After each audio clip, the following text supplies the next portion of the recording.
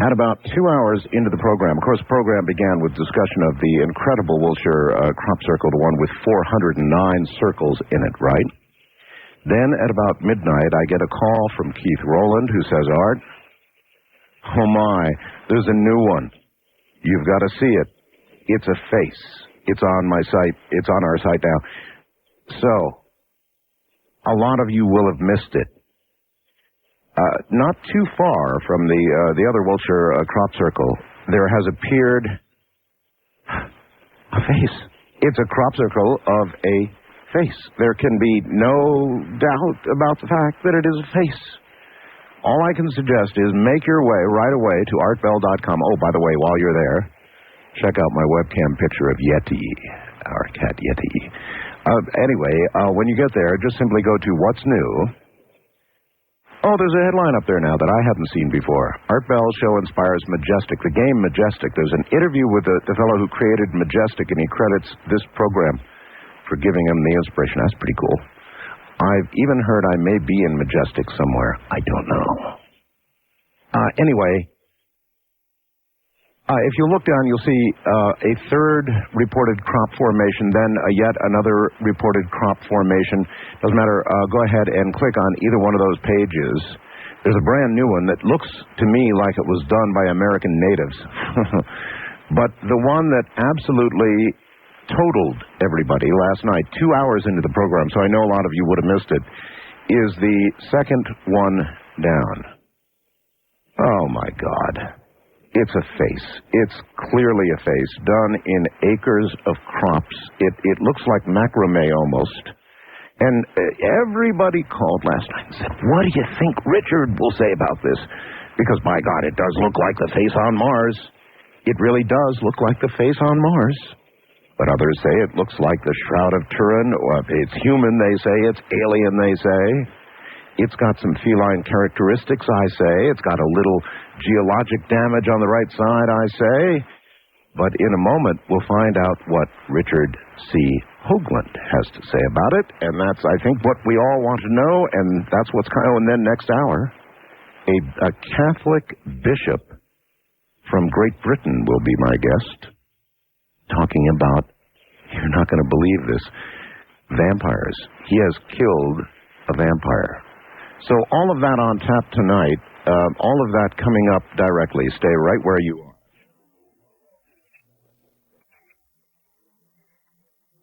Now, one-time advisor to NASA, of course, science advisor, Engstrom Science Award winner. He is the father, I guess, of the face on Mars. He is eminently, in fact, demanded to be here tonight to comment on this incredible crop circle. Oh, my God, wait till you see it. Call your friends. It's the second one down on my website right now at artbell.com. And Richard has a series of pictures for us tonight. Some people said the face on Mars, obviously art. Some said the Shroud of Turin. Some said human. Some said alien. Everybody that I interviewed last night said the message was the same. Whatever they thought the face was, they thought the message was the same. Soon. Soon. The message is soon. Here, from New Mexico, is Richard C. Hoagland. Richard? Good evening, Art. Hi there. At your melodramatic best. You listen, this is a pretty dramatic crop circle. No matter what you think of it, this is dramatic stuff. Well, the more I got into it today, after having heard it last night and followed up, and as you said, it is something that deserves careful study, and we've done a lot of studying today, and we've got some pretty intriguing links and dots to connect tonight. Well, everybody would want to know, Richard, when you first went to my website, since you were listening to the program last night, right? So when I started screaming and yelling, you went up to the website. I'm sure you looked at it too. Everybody would want to know what you thought when you saw it. It does look like the face on Mars a bit. Yeah. Not totally. I mean, there are people out there who threatened when I was going to be on tonight that they would puke if I brought up the face on Mars. Well, I'm sorry, guys. Go get a bucket, baby. Go get a bucket, yes. Yeah. Uh-huh. The reason it looks like the face on Mars is because it's very low resolution. This was done in a very exquisitely interesting fashion. You're looking at a canvas of crops. And I think this is... Oh, Richard, first of all, everybody has been... the ones who just can't believe their eyes on this think that it's actual macrame. They think some lady macrame'd this thing.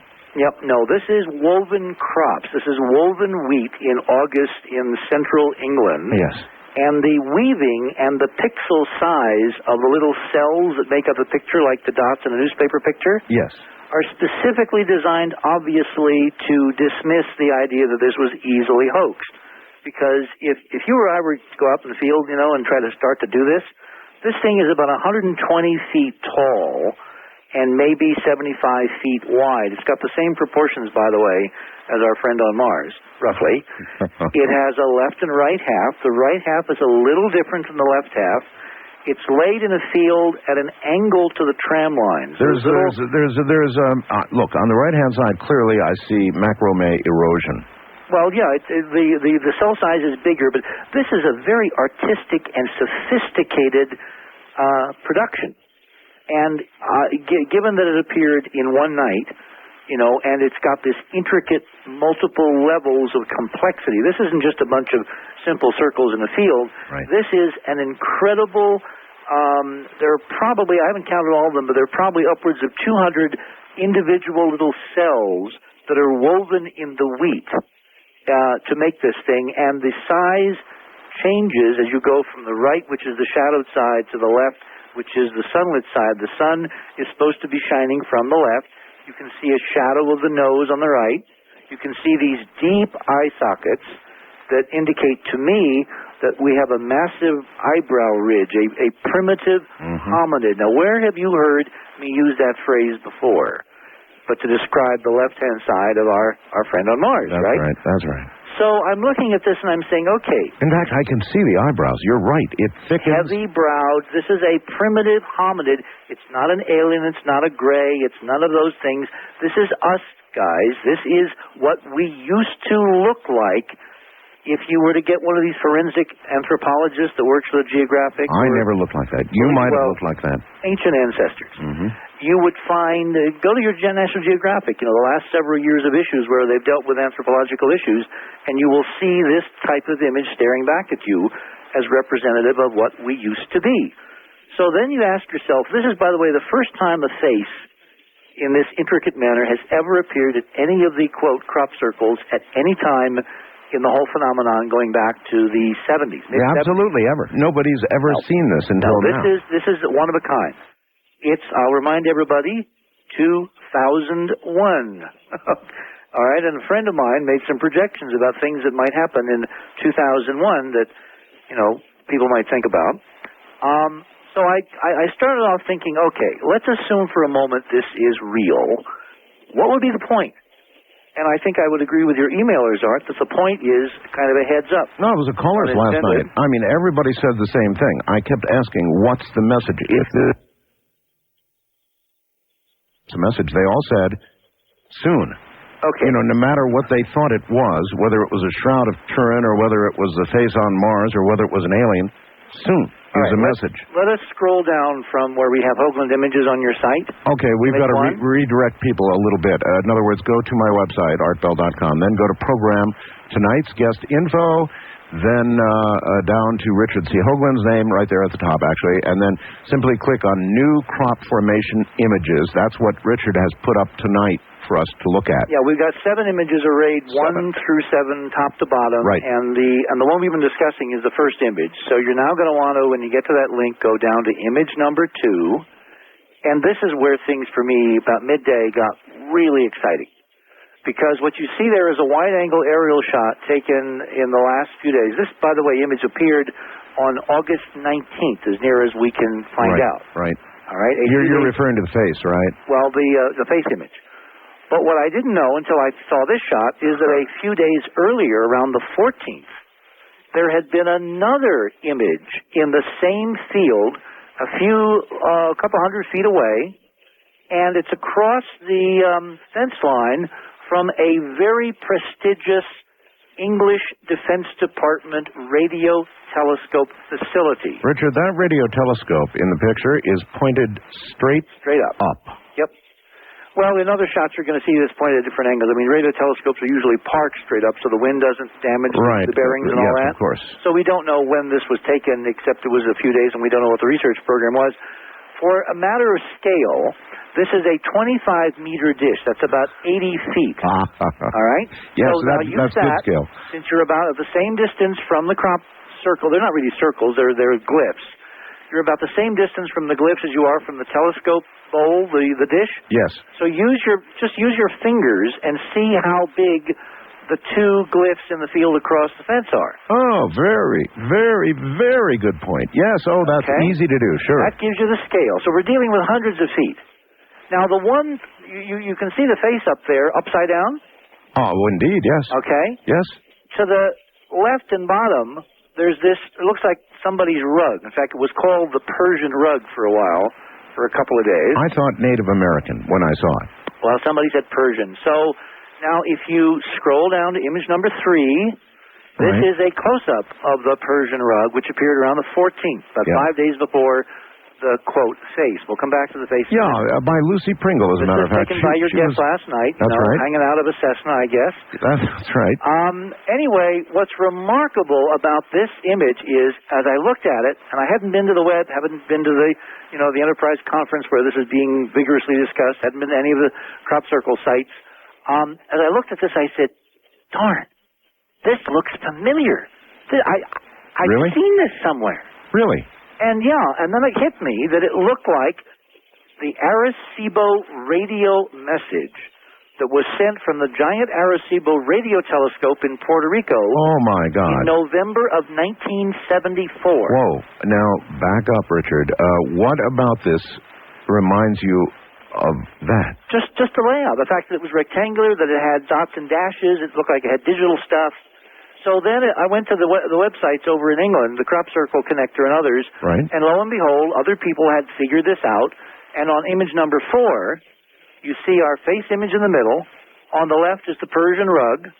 And on the right is Frank Drake and Carl Sagan's Arecibo message. It was sent from the Arecibo telescope toward the Galactic Globular Cluster M13 God, in mid-November of 1974. Yeah, that really sends chills down my spine. Now, are you sure, Richard? What? Are you sure? I mean, are you sure there's enough of a connection to be calling this this way? If you look at it, and we're not the only ones. This is all over the web tonight, all over the world. People have spotted, and the anomalists in this country, people like Mac Tunnies and Chris Joseph and many others have been commenting about this all evening, that it's a one-to-one correlation, except there are interesting differences. And the differences are where we have a stunning story.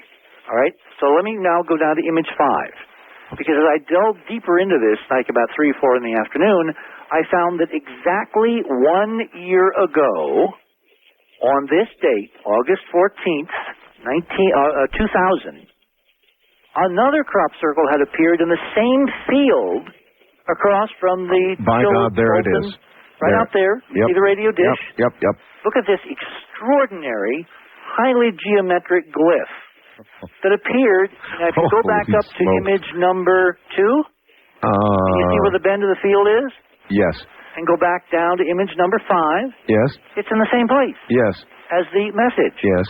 Now, if you go to image number 4, and you look at the very bottom of the Arecibo message on the right, you'll see at the very bottom... Okay, Richard, let everybody understand. Image 4 is very important to Richard's argument. Oh, my God, I see it myself.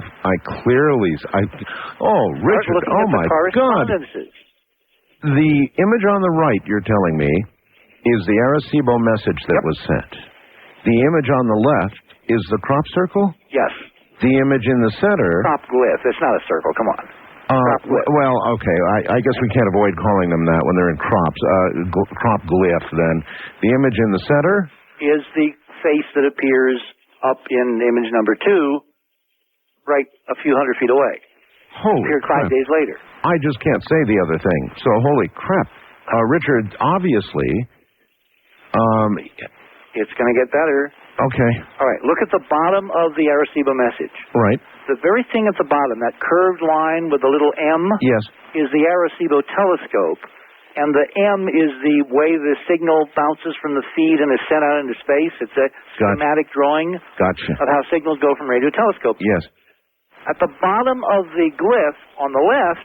But it's inverted. Why is it inverted? Well, or is that the top of the picture? Yeah, that's the top of the picture, right? Okay. And it depends on how Frank and Carl put this thing together, and then they beamed it sequentially, so something had to be first and something had to be last. All right? So go now to the left. Okay. To the glyph. I'm there. Notice in that space, there's a totally different thing. Yeah. All right? Yeah, that's where the big difference is. That's the biggest difference. Yes. But if you look down at image number 5, the mystery is resolved. That glyph there is the glyph that appeared outside this telescope 1 year ago in the field. So it's a recursive, redundant message. Oh. All right, now go down to image number 6.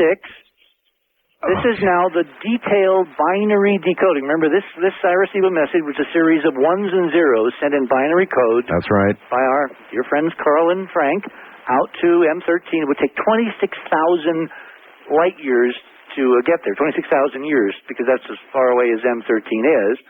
And obviously, nobody's going to get the message for many, many years because it was only sent in 74. So somebody, quote, intercepted the message, knew we had sent it. Now, if you go through this decoding, if you look at image number 6 on the right, you'll see a series of English subtitles. Numbers 1 to 10, number labels, atomic numbers. This is your code for decoding the message. All right?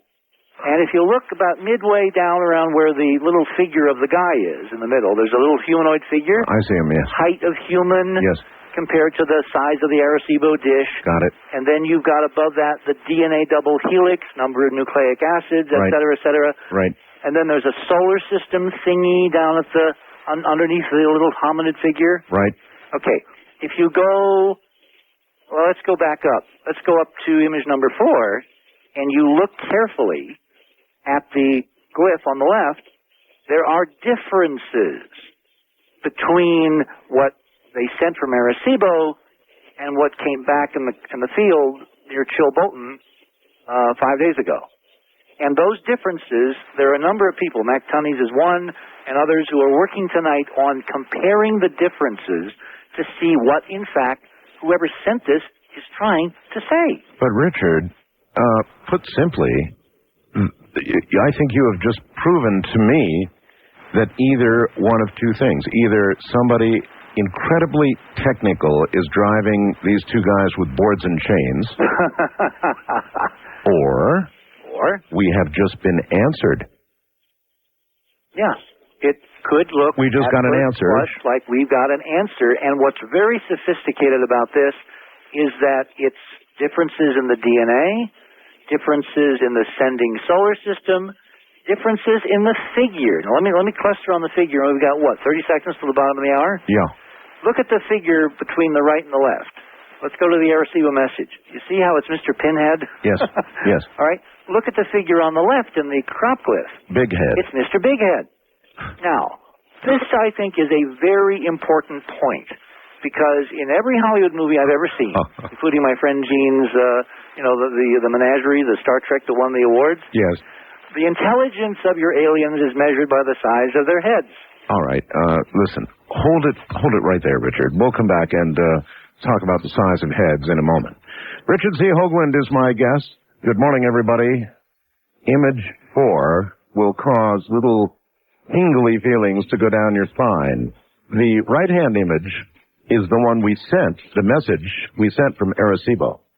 The left hand, whatever it is, appeared in a crop circle a few days ago in England. It would be an answer, wouldn't it?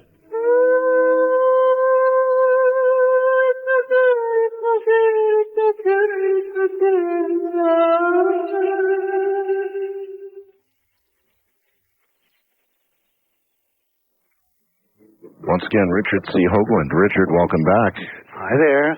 I'm melodramatic? I'm just laying out the facts, Jack. I didn't make this stuff up, but if you're in England, 6,000 miles away. Why England, Richard? Well, why England? That gets into...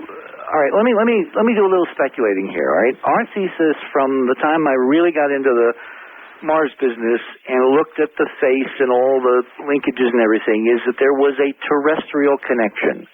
And I've said on your show and many others that we now think after 20 years of doing this, we've been at this for 2 decades, that the Martians were us, that whatever Sidonia is trying to say, it's about the human species, about us. And the latest picture from Malin, the dual half, hominid, kitty, hominid face, that is again saying something provocative about us and our condition here on planet Earth.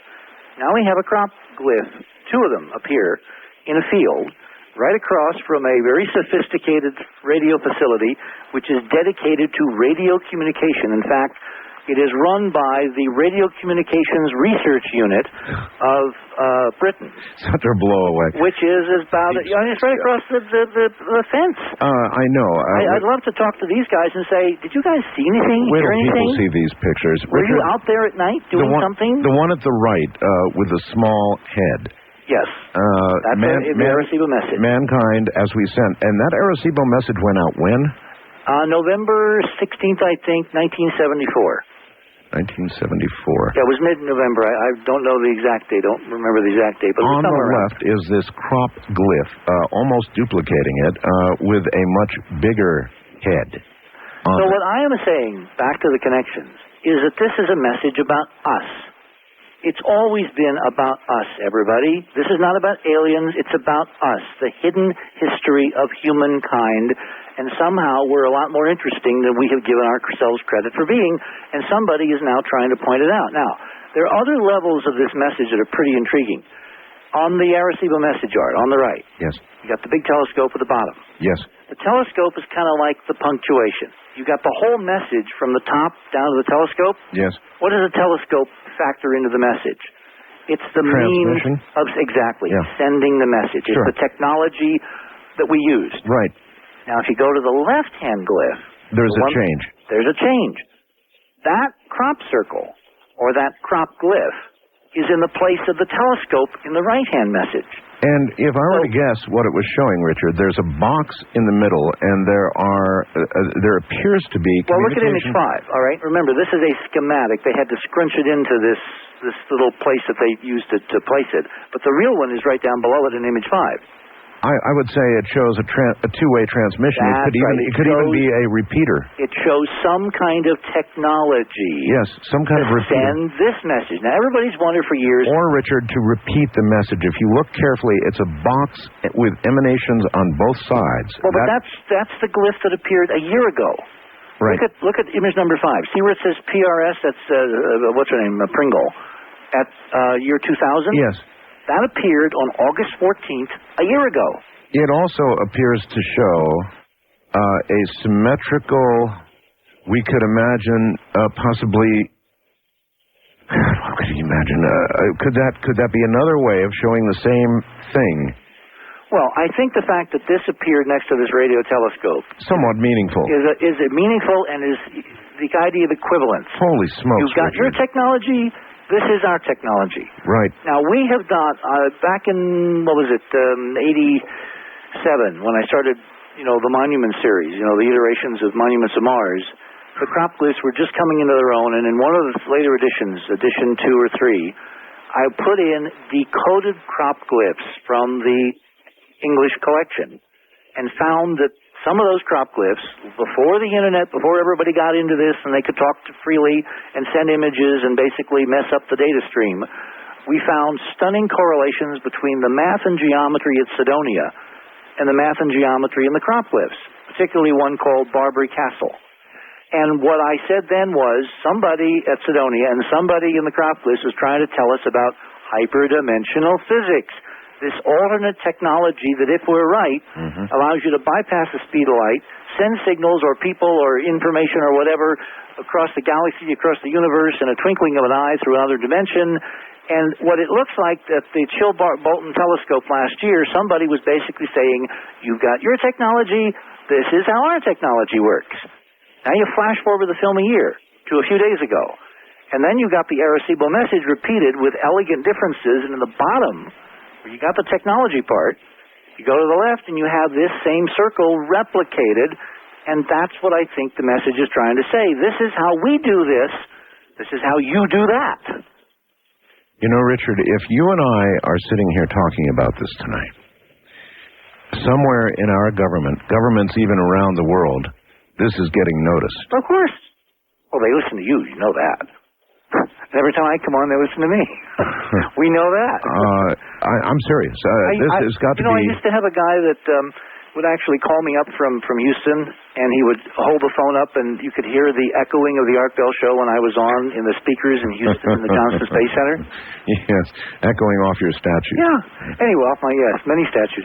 All right, let's go down to the last image number 7. Okay. Notice where they put the Persian rug, the Arecibo duplicate. It's pointing right at the telescope. Pointing right at the telescope. Which, of course, yeah, they're elegant. Come on, this is really crafty, elegant art. This is incredible. Yeah. Now we come back to last night, because 5 days after the Persian carpet, the Arecibo duplicate, with differences that people like Tunnies and others, and I really implore people, if there's anybody out there, biochemists, who know the DNA sequencing and can actually see what the differences are between our message and the message that came back. Yes. I really, really, really want to know. So please fax us at our fax number, which is, 505-286-6130.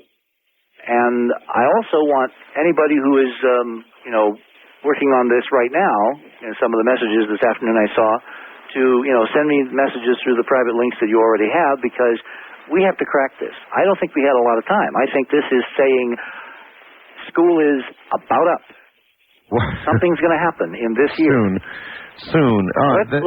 The collective is pretty smart, Richard, and a lot of people said it in a lot of different ways and believed a lot of different things. But, again, in 2 hours or more, 2.5 hours of taking calls, everybody collectively, no matter what they believed, said they felt it means soon. I think it means real soon. So, let's go back to the one that appeared last night, or the one that you heard about last night, the head, the face. Yes. All right, if you go back up at the top. And up at the top, yes, the image number 2. Notice how close it is. Notice it's also oriented with the far head toward the little reservation where the telescope and the labs are and all that. Yes. I think it's connected. I don't think it's an accident that that's connected, and here's why. And here's the piece of data that all the other folks that are working on this do not have yet, and they will in the next 30 seconds. Yeah, on your show several times I have mentioned 2 names, Carl Munk and Michael Morton. Remember Carl Munk, the guy who did the first global grids of ancient sacred sites? And I related to his discoveries that you can actually factor in the sightings of Cydonia on his global grid. Yes. It's a global matrix. And we don't have time to describe how it works, but it really does work, all right? Michael Morton has picked up the cudgels, and actually 3 years ago, we had Michael on as a guest when we were in Miami doing the the Miami Circle stuff, because he found that the Miami Circle was on this ancient global grid. Michael has been doing an extraordinary amount of work, and he has his own websites, and we're going to have all these connected up on a rather lengthy post that we'll have posted sometime tomorrow afternoon, probably. We couldn't get it up by tonight, but we'll have it there, and we'll have all the links to the English sites and the Crop Circle Connector and Michael's site. Well, Michael found, working on the crop glyph that appeared a year ago, image number 5, yes, that there is an exquisite connection between that little piece of real estate across the fence from that radio telescope and Cydonia. Specifically, the face on Mars is mathematically linked to that field and where that crop circle sits. And I don't have time to go through the numbers, but if you want to pursue it through the links, it's there. Just go to Michael Morton's site. By the way, speaking of numbers, Richard, the Arecibo message you indicated to me was sent November 16th, you believe, of 1974. I know it was November 74. I'm just all right, November of 74. Let's stick with that. Yeah. As a matter of curiosity, this is 2001, right? Yep, and that was 27 years ago. So that would be 27 light years out at the speed of light, right? Yeah. So if we were to draw a 27 light-year circle around Earth... That's a lot of stars. Now, it was beamed in one direction. And it was a very narrow beam width because the Arecibo telescope has a very narrow beam width. So there wasn't much chance of intercepting any other star in between. I mean, if anybody intercepted this, they were sitting in a spaceship parked with a little radio receiver picking it up, okay? Yes. It's not another star system. No, this is about us. Let me finish the point on Cydonia. Yes. Morton has proven that this field, this piece of real estate, is mathematically linked to Cydonia, the face on Mars. So when I realized that, when I did a little homework today and found that he'd already done that a year ago and published it, I then was really, really convinced that this face that you're so excited about is supposed to represent our friend at Cydonia. But what it would be if both halves were symmetrical. In other words, the hominid half and the right half with subtleties. Now, if you look carefully at the image, go back up to image number 1. I'm here. You'll see that they put it in the field so that the tram lines, these are these 10-foot wide irrigation tracks so they can get tractors in, and they have these long things with wheels that roll big sprinkler units down the field. That's what those lines are. That's what those lines are, yeah. Right. They they could arrange it any azimuth. They could have rotated this thing any way around, right? Correct. They arranged it so that the tram line cuts it just about in half at a little angle, like its duplicate, we think, maybe at Cydonia. But they made it pretty symmetrical because there are people who can't see asymmetrical images. They don't understand that level yet of the message. What kind of dummies wouldn't see that? I know. Who would not get that, right? But if this all hangs together, if we can mathematically link through Monk and Morton's work this field with Cydonia, you've got to look at their work to see that really is there, and then the Arecibo message with the changed DNA on the left in the Persian carpet in the replicated message. I can't believe this. The Arecibo message hits me even harder than the face, Richard. And the face hit me so hard because we've always dealt with beautiful, beautiful circles and all of these intricate, beautiful and spirals and they're nice enough, but you always got to wonder what the hell are they. Yep. And here comes a face. No doubt about a face. So, of course, I get excited. And now you're proving to me, I'm afraid, that we've been answered, that our radio signal has been answered. Well, I think they finally figured out we're too damn dumb to decode the good stuff, and they have to stoop to our level, our primitive level, and they're almost giving us our own very basic code back with subtle changes, which there are feverish guys out there tonight working on. This could be first contact. That's what I'm strongly suggesting tonight. We have just been contacted. Now, if we're right, this field will have other things appear in it. Damn it, Richard, you should have labeled image number 4. For everybody going on. I mean, people are going to be calling their friends. We should get some labels up on image number 4. Well, Keith can do that. He's good at it. Keith, can you put some labels on image number 4, please? And also then related to image number 6, which is the decoding of the Arecibo message. And they also need to see the placement of these messages with respect to the telescope. I agree. God. Now, we only had an hour tonight. Right. So obviously we have just begun to whet people's appetites. I want to make a little announcement here. I'm going to do an in-person speaking thing at the Bay Area UFO Conference. I do one conference every year, and that's the one I've chosen to do. Right. This year it's September 15th and 16th. I'll be there for 2 days. We're going to give 2 workshops. The first workshop is going to be on the tidal model, the thing we discussed the last time, and how it relates to this. And then the second workshop is going to be on this, and there will be new news, I'm sure, by that time. I mean, that's 3 weeks away, 2 weeks away. This is big news, Richard. If people want to get tickets, big news. Get a pen here. Right. They call area 408-266-4749. That's 408-266-4749. And we'll have this up on our website tomorrow as well. All right. We'll have, like a couple free hours to go into the details. There's many more little subtleties here. By that time, maybe Tunney and the other guys will have decoded the DNA part and tell me specifically how it differs. There's also a change in the solar system line. In other words, if you go down to the image number 4, below the hominid figure, there's a little row of thingies. That's right. That's digital code for the solar system. But if you look at the same line under the crop glyph guy, it's different. It's different. Right. And it may be different because there are different planets, or there may be a planet with different moons, Or it may relate, in fact, to Mars as a moon of you-know-what as part of our tidal model. We're going to be looking at that seriously. The other thing I want to announce is that I have some very, very neat people that handle our distribution of our videos. Right. And they have decided tonight to make this offer to the Art Bell audience and only the Art Bell audience. Okay. Since so much of this has been a mystery, there is a really snazzy Italian crop circle video out, which really gets into the details of the numbers and the codes and the imagery. And, I mean, it's the best one that I know of, all right? It's extremely well done. It's won 2 EBs. It's won... it's a UFO-related theme in the International UFO Congress. It's done by an Italian UFO investigator, Giorgio Bongiovanni. They're making the offer tonight that if you pick up a copy of my UN briefing where I discuss the hyperdimensional coding in the crop circles, right, they will throw in for free this exquisite crop circle video just off the duplicating machines, just off the presses, called The Mystery of the Crop Circles, the Cosmic Code.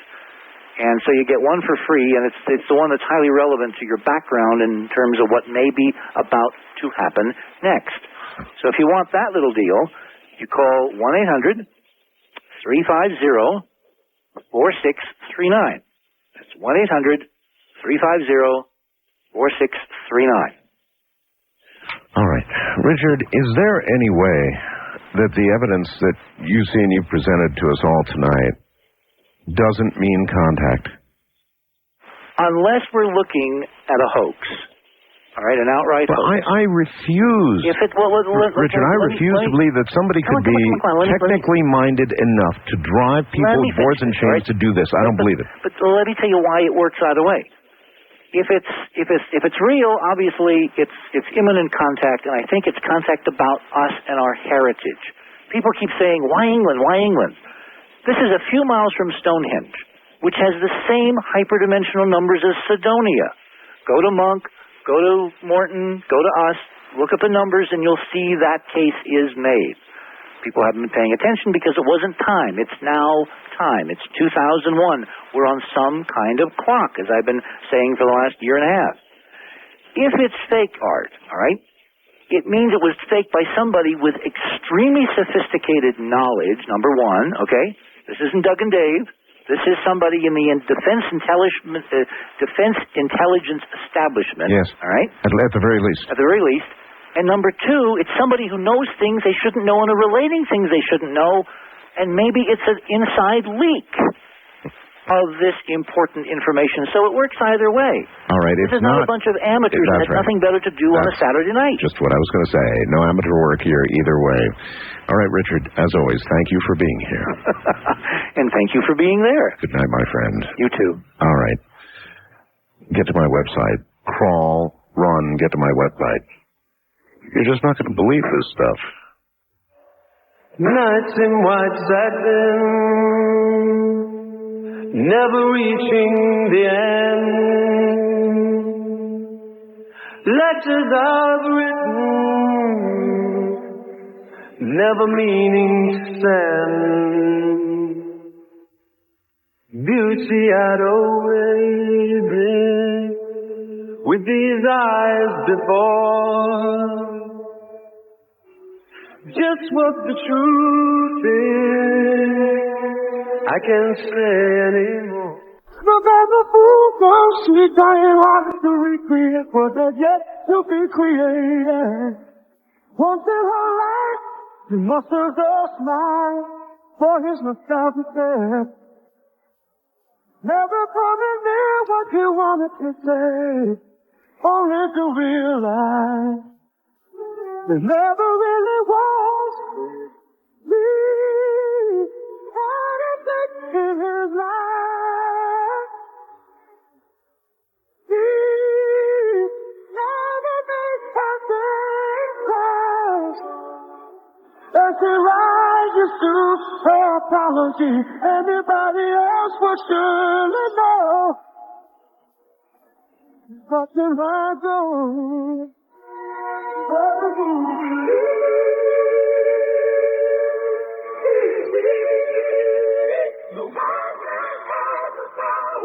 Wanna take a ride? Call Art Bell from west of the Rockies at 1-800-618-8255. East of the Rockies at 1-800-825-5033. First-time callers may reach Art at area code 775-727-1222 or call the wildcard line at 775-727-1295. To talk with Art on the toll-free international line, call your AT&T operator and have them dial 800-893-0903. This is Coast to Coast AM with Art Bell.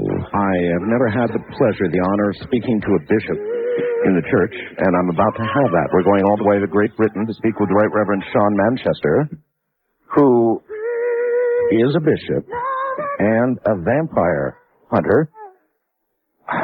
He's written things like The Highgate Vampire, The World of the Undead Unearthed at London's Highgate Cemetery. Well, I'm sure we'll hear all about that. First, just very briefly, the first hour tonight was so incredibly important that I've just got to repeat it for those of you who might be just joining. For heaven's sakes, go to my website, artbell.com, click on program and tonight's guest, and go look at the images, particularly image number 4.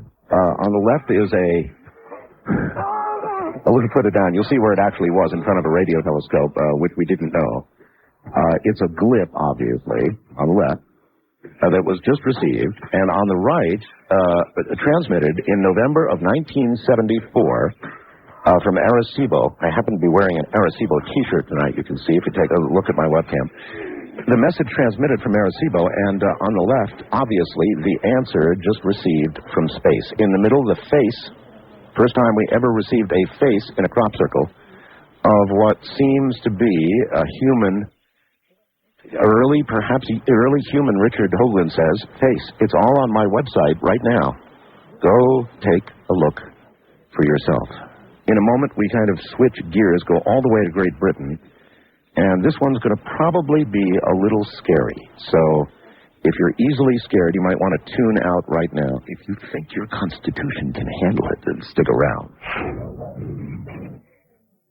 Now we go all the way to Great Britain.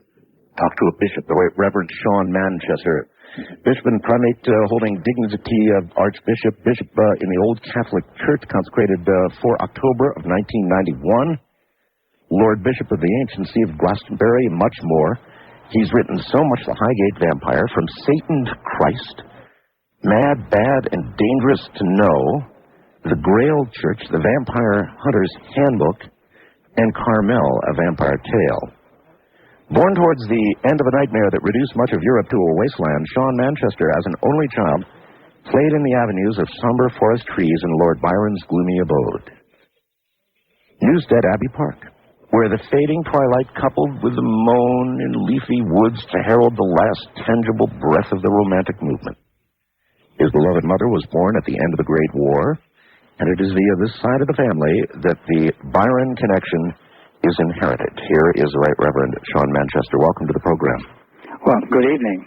Good evening. I speak from a very mist-clad England, from our retreat on the coast, where certainly the thick white mist is at this very moment stealing across the waves onto the cliff top and enfolding us. Through those windows that are not stained glass, we cannot perceive anything. Boy, that's quite a picture, isn't it? Yes. Most appropriate. Bishop Manchester, I frequently had the honor to interview a priest here in America.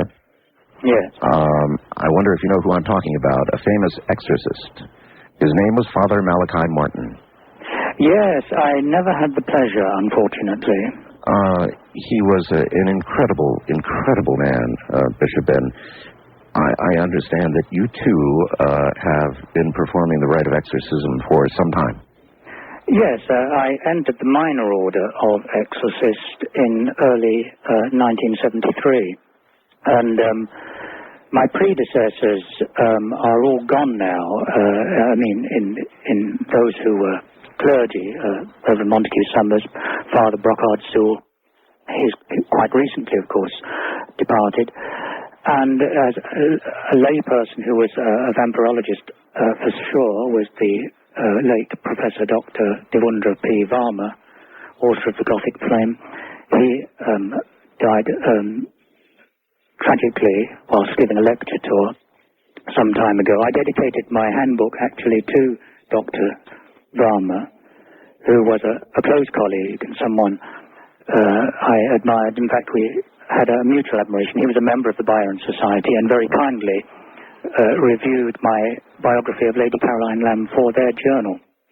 We had a great enthusiasm for Byronania, and we shared an interest in Lady Caroline Lamb, which was unusual in that particular society, where she, to this day, has something of a notoriety. Mad, bad, and dangerous to know.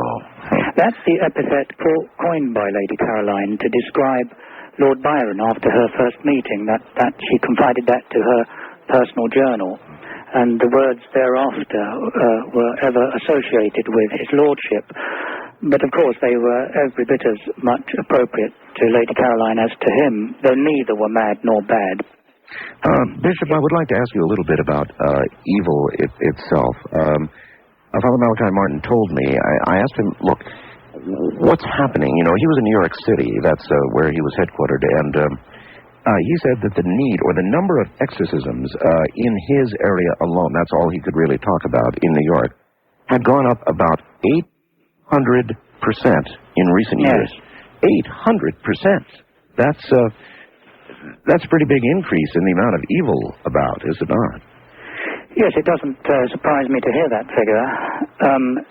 Were I to ask you the same question, how would you answer with regard to Great Britain? Well, Britain, like America, it was once a Christian country and culture which aimed to protect the young and the vulnerable from depraved practices and satanic influences. Regrettably, that is no longer the case, particularly here in the United Kingdom. Recent polls that have been published indicate that those who subscribe to the dark occult and alternative belief systems, which include Satanism, diabolism, necromancy, now far outnumber Christians in our country. What? And it's revealed that this rise can be directly linked to the fall in Christian church attendance. And I suppose we reap what we sow. No, that's hard to believe, Bishop, hard to believe that the number devoted to the dark forces, including Satanism, outnumber the Christians?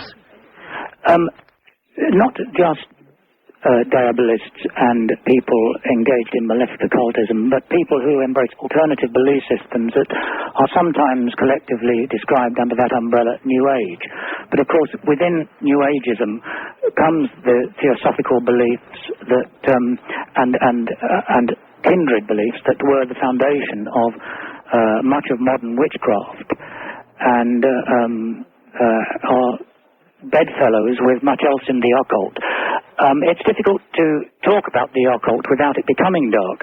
I mean, I met most of the leaders within the early witchcraft modern movement, apart, of course, from those from the 19th century that lived into the 20th century.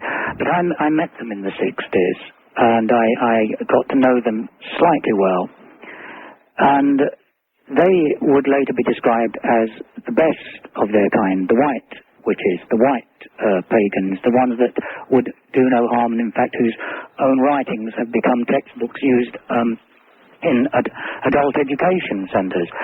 However, behind closed doors, they were quick to reveal to me that there was a dark side, and that side was one that they were not reluctant to tap into. The more notorious figures, the late Alex Saunders, was quite open about the fact. Oh, isn't that's so interesting, Bishop? Because here we have the Wiccans, and I have toyed around with asking for those devoted to the dark occasionally to call in and explain themselves, and I've had some success in that regard. But most of the calls I get are from Wiccans who say, not only are we not devoted to the dark side, but there really is no dark side. They would, wouldn't they? that is the standard practice of all clandestine and secret societies, to deny the existence of the very thing to which they might possibly belong. Of course, those in the lower orders or the neophytes and newly initiated might quite genuinely not be aware of the truly dark and sinister aspects of that, but it wouldn't take long for them to make that discovery, because the secrets of such cults, as they reveal themselves, are the darkness. The early progress is all light and natural and embracing nature and very environmentally sound. It's when they progress beyond those early initiations and learn what everyone talks about as the secrets of their particular group or coven or circle. And those secrets, as they become more and more enmeshed and involved, evince themselves as the very things we all fear they were in the beginning, which is the engagement. I mean, my book, From Satan to Christ, does reveal that very story, that somebody initiated, having left university, into what seemed like a benign coven of witches who merely wanted to embrace the old ways, the pagan ways, and worship nature. Within a very short space of time, she was engaging in animal well, she personally wasn't, but she was witnessing animal sacrifices, death curses, and even she participated even in one or more black masses. Bishop, I'm very curious. How does one cross that line from worshipping the forces of nature, which could, and by some are attached to God? How do you cross that line to the dark and evil side? It apparently is quite easy. Well, my perception all along, I mean, I did actually, throughout the 70s and the first half of the 80s, investigate, infiltrate, and thoroughly look into much of what was going on during the occult explosion here in Britain, which included groups of so-called Wiccans. And I have to say that not at the ground level. The people many people join these cults with the most sincere intentions and the most genuine motives. It's the leaders, invariably, who are the problem. Those in control that want to control. Those would be the ones with the secrets. Yes, and they are as I would describe it, the revelers in deception. And they have in common the same thing over and over again, and it is getting money from the membership. In certain instances, even sending people out to engage in vice and other criminal behaviour, as it is in this country at least, to make money for the coven, so to speak. I wouldn't want to paint every group and coven this way. I would simply say that there are no controls, and there might be little coteries of people who are seemingly harmless and are not engaged in any of these matters whatsoever, but there seems to be no control, and it's difficult. It's rather like accepting drugs that are offered in a nightclub. There is no way of knowing where it came from and what it will do to you. And whilst amongst all this there are sincere people, I don't doubt, who are, I mean, witchcraft in the form presented by the witches is very kindred to Hinduism. There's not a lot of difference, with a smattering of theosophy and a few Masonic rituals thrown in at the low grade. But it's almost impossible to discern what you're getting into until it's too late, by which time they already have things on you. They've already learned your secrets to hold over you and against you, and perhaps had you engage in things which have been photographed or witnessed that make it very difficult for you to turn against them for fear of those actions being used against you. That's been my experience. And what amazed me, particularly in the early 70s, when I knew most of the leaders within the occult and the witchcraft world, and they're not necessarily the same. Many people who are practitioners of magic wouldn't necessarily be anything to do with witchcraft, which is described by the Wiccans as a religion. However, they often I've spoken to people who are one and the same thing, and they're usually the leaders, they're usually the names that you would recognize. And what amazed me, I wouldn't have to meet them more than once or twice, and before, in private, over a cup of tea, they would be explaining how they'd cursed this person and cursed that person and sent this death spell to somebody else. And it just struck me as odd that they were so willing to share this information. And on one occasion, a high priestess whose name I will not give because she'd been known by everyone in that world. Thank you. She's not a young person anymore either. I think on about the third meeting with her, and I said, well, if you believe all this ability to predict what will happen works, and do it now. I'll get your tarot cards out and let's have it. You tell me what. And her actual words to me, and this is somebody who's written books on the subject, was, you don't really believe in all that rubbish, do you? That's just for the punters, so to speak. That's just for those out there. You and I know that all this is all unnecessary. And I was just astonished, and it just made me realize what a world of absolute deception it is. And yes, there are people within, I suppose, the alternative beliefs who are genuine seekers, genuinely looking for something pure and better than they've hitherto known or found in organized religion or philosophy. But I'm sure you would still say to them, you have not yet heard the rest of the story. Yes, I'm afraid so. That has been my experience over certainly more than 3 decades. All right, Bishop, hold it right there, and we'll take a bottom-of-the-hour break. So many questions for the Bishop Sean Manchester, coming to us all the way from Great Britain. Before it's over, we'll talk of vampires and things of the dark and the dead. I'm Art Bell. It's the curtains lighting, who will be her lover? Why the love you've never seen, woman, taken by the wind. Would you say she promised you ever, win? Tears like tears in the darkness, tears in the darkness. To the light like the sunshine, lies and rain. The radio station.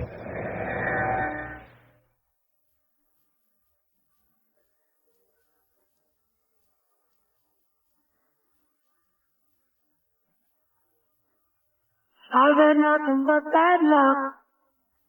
The day I saw the cat not gone.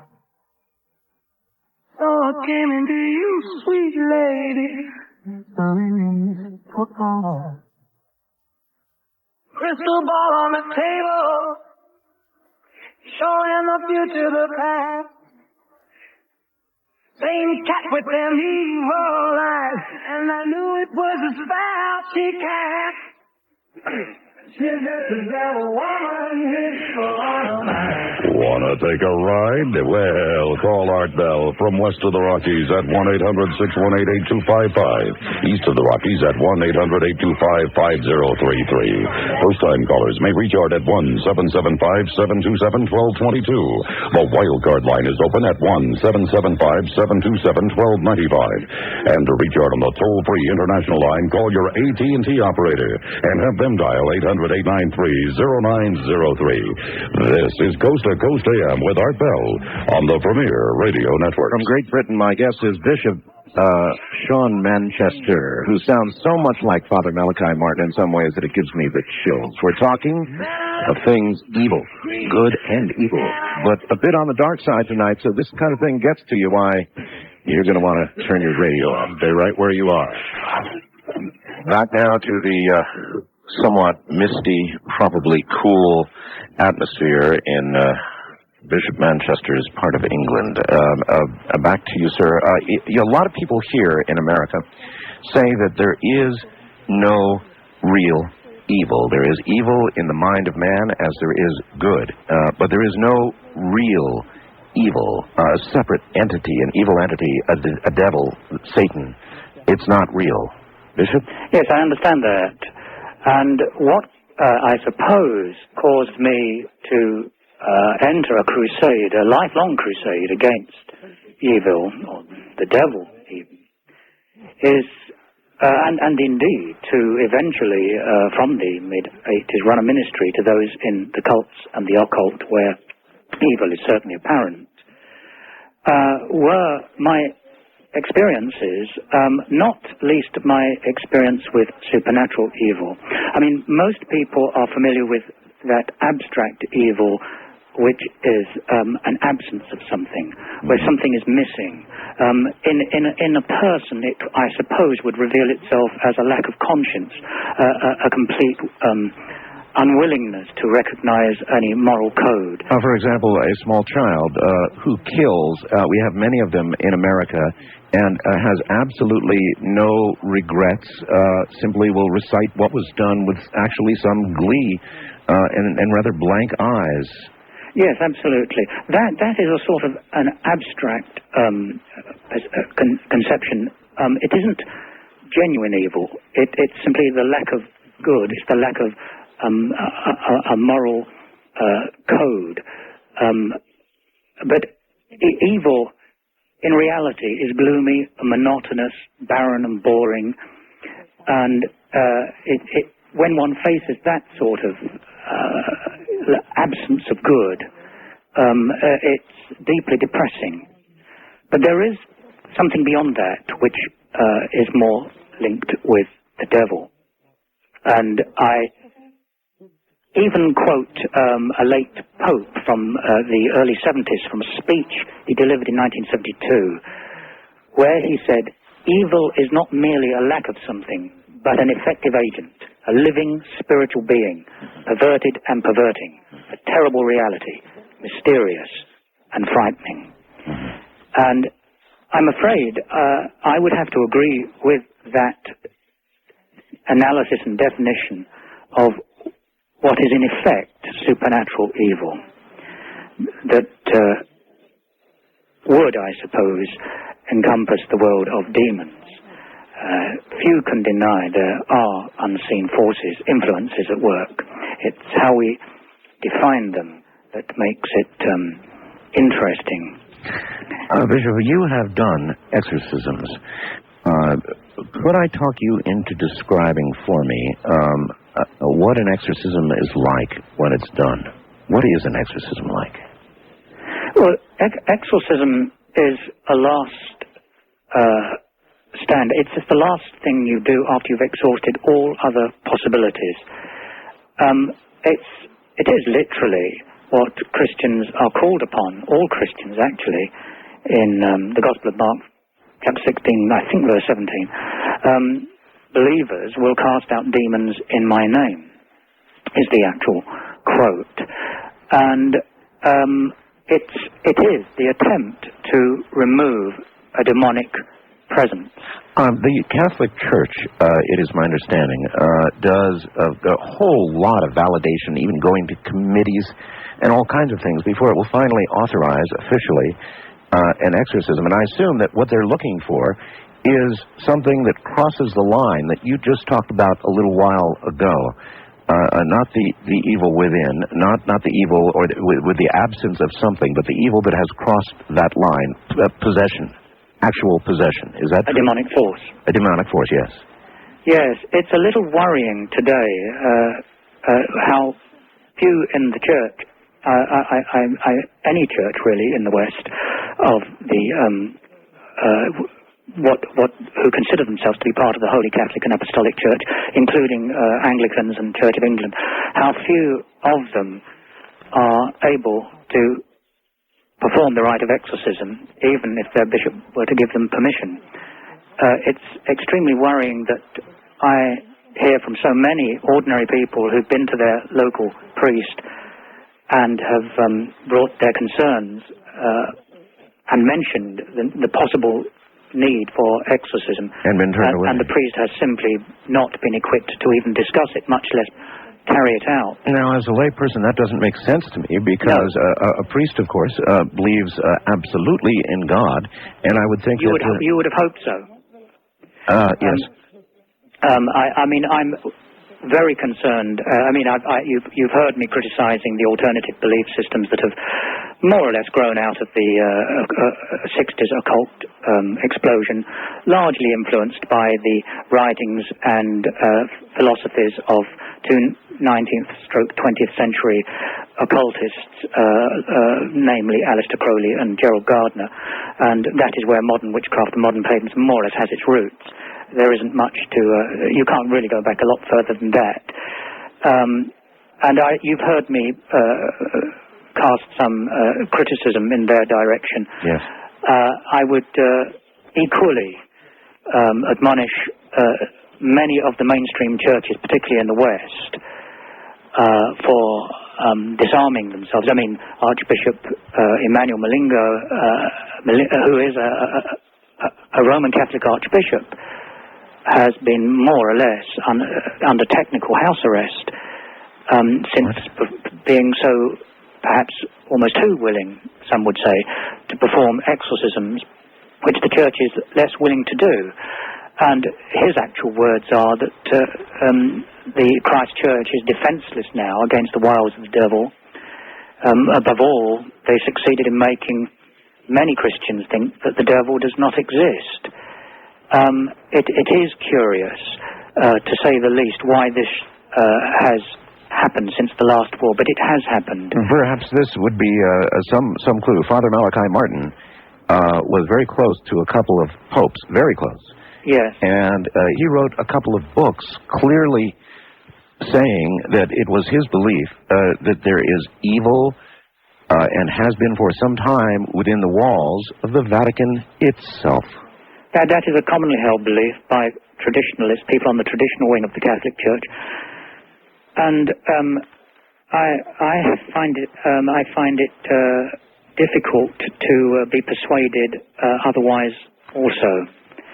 There is a definite reluctance within the Roman Catholic Church, and certainly the Church of England, to deal with the supernatural, to deal with demonic influence, and to deal with the devil. Well, if demons, Bishop, and the devil are real, and there's an influence from the top, which would go from the top down, yes, then it's not all that difficult for me to grasp why perhaps the practice is being suppressed.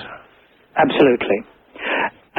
Was it earlier this year, around Easter, that the Pope, giving his midweek audience, he was giving his audience in the Vatican, to which the public may attend, and a young girl with her mother, the young girl started to show all the signs of demonic possession. And the Pope actually interrupted the Pope's speech, and the Pope took her aside and apparently made a couple of attempts. It was described in the popular press as a couple of attempts at exorcism, but investigation reveals that he attempted to talk with the girl, and I think she remained abusive, and clearly nothing he did seemed to calm the situation or resolve it. And various people were referred to. I tried to contact the Vatican and offer my help, and this was published on the internet by various people in Italian and Spanish and various languages on their websites, that I had made the offer openly through the Catholic press, and to deal with the situation, and I didn't have the courtesy of a reply. This happened over and over again. Yes, had that incident been reported in the world's press, or even Italy's press? Yes, it was in all the religious newspapers, particularly the official Vatican newspaper from Rome. Oh. But it was in the Catholic newspapers, and it was I dare say, also in the ordinary lay press. And it was mentioned briefly on the television news. And all we know is that the situation wasn't resolved. The girl was not, as far as I am aware, successfully exorcised, if any attempt was made to exorcise her at all. I only know that such help as I proffered was totally and utterly ignored, something I'm really getting quite used to. And what concerns me particularly is when I read, as I did in the Sunday Times, which I think you would agree is not a tabloid, Of course not. on the 30th of November 1997, where it stated that 70, no less than 70, at 70, Church of England ministers, that is to say vicars, priests, rectors, possibly even bishops, state that they do not believe in God. I have done countless radio programs where I've been confronted and have confronted ministers within usually the Anglican Communion who see everything as symbolic and not real.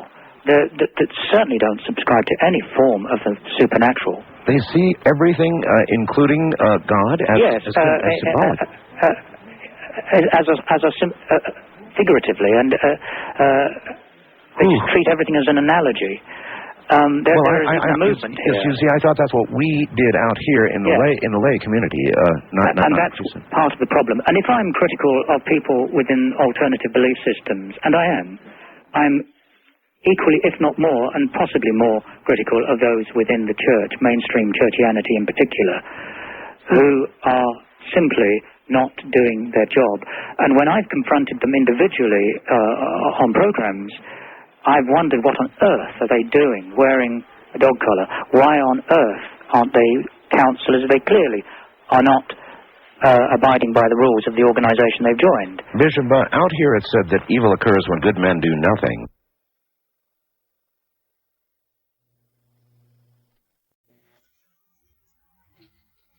And welcome back to Coast. I'm George Norrie with my guest, the Right Reverend Bishop Sean Manchester. And get ready for this one. Bishop, welcome to Coast. So good to have you with us tonight. Good morning. Or is that good evening there? Well, it's probably a little bit of both with the depth of this program. And what day are you on? Is it the 15th or the 16th in America? Well, this is coming along into Monday night into Tuesday. So it's 16, soon to be into 17 eventually. All right. I just asked because it was my birthday yesterday. I just wondered if I could extend it slightly, but apparently not. Well, happy birthday to you. Thank you very much. Evil, is it still around this planet? Very much so, perhaps more so than ever before, as evinced in events that are world news almost every day now.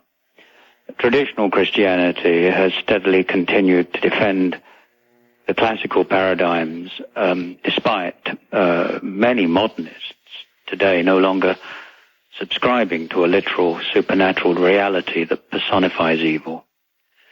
Yet few can deny the existence of the devil, who is real, not a figment of the imagination, at work all the time.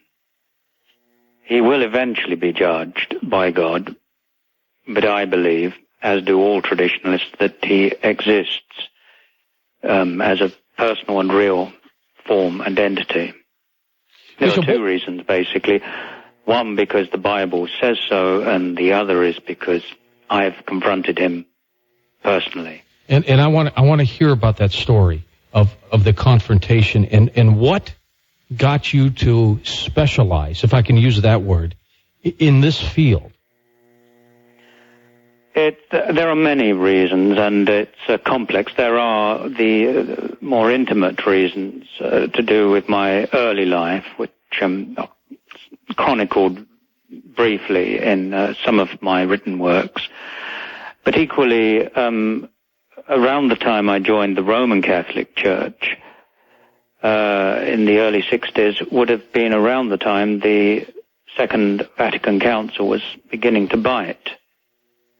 And those landmarks and signposts that had existed for so long, certainly for centuries, were suddenly to be blown down and concepts. I mean, in the days of Pius V, a future saint, who'd started his life as a shepherd boy, you would read in that missal the decree that at no time in the future can a priest ever be forced to use any other way of saying Mass.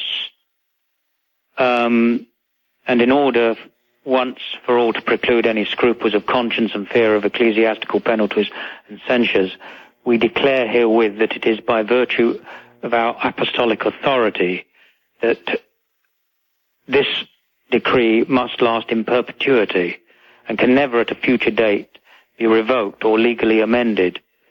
And that is just one of the things that Vatican II did. It revoked and legally amended the sacrament at the very center of its existence, the Eucharistic celebration of the Mass, which today bears very little resemblance to that which was being celebrated in the church I joined. But what happened to you for you to begin to become, I would guess, the person that tried to eradicate this evil in the different areas that you've been into? Of course, you know, you're the founder of the Vampire Research Society, and we'll talk about that this evening. But did anything happen in your life to make you do what you do now?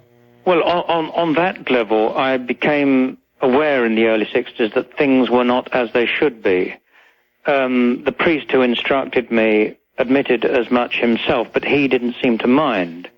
He was less bothered by that and almost welcomed it. But then I found that he was not the best example of someone who should be instructing, given that he had an alcohol problem and certainly enjoyed the worldly pleasures, and his great, I suppose, fame was being able to get through a Mass in under 15 minutes.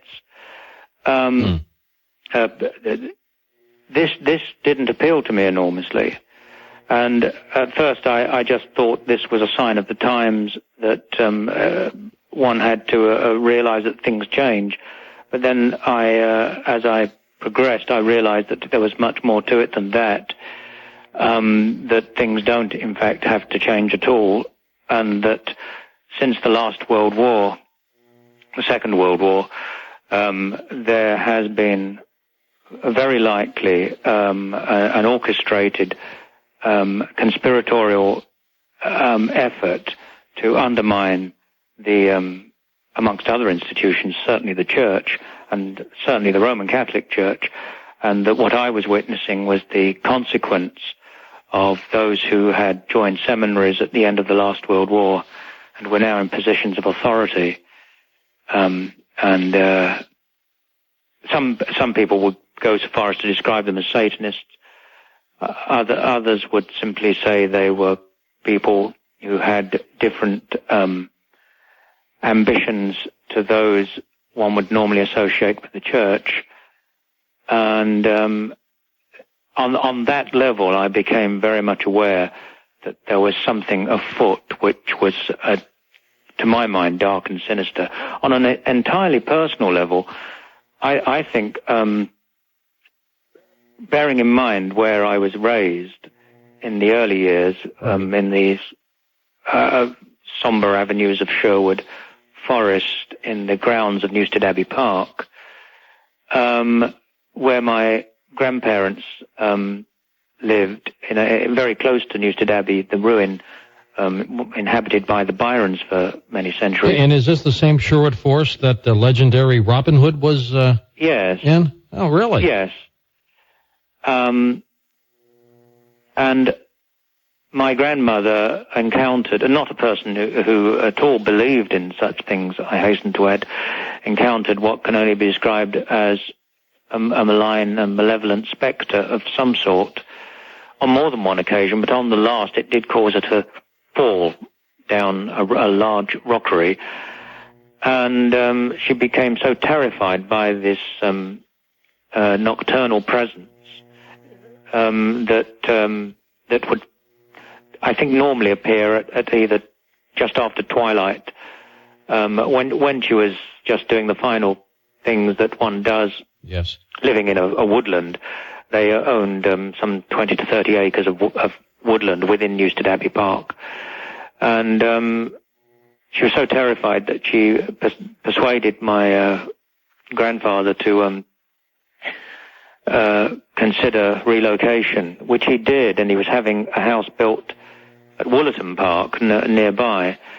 But she didn't survive much longer, and the shock of her experience probably the trauma probably contributed to her premature death more than any other cause. And I think that, among other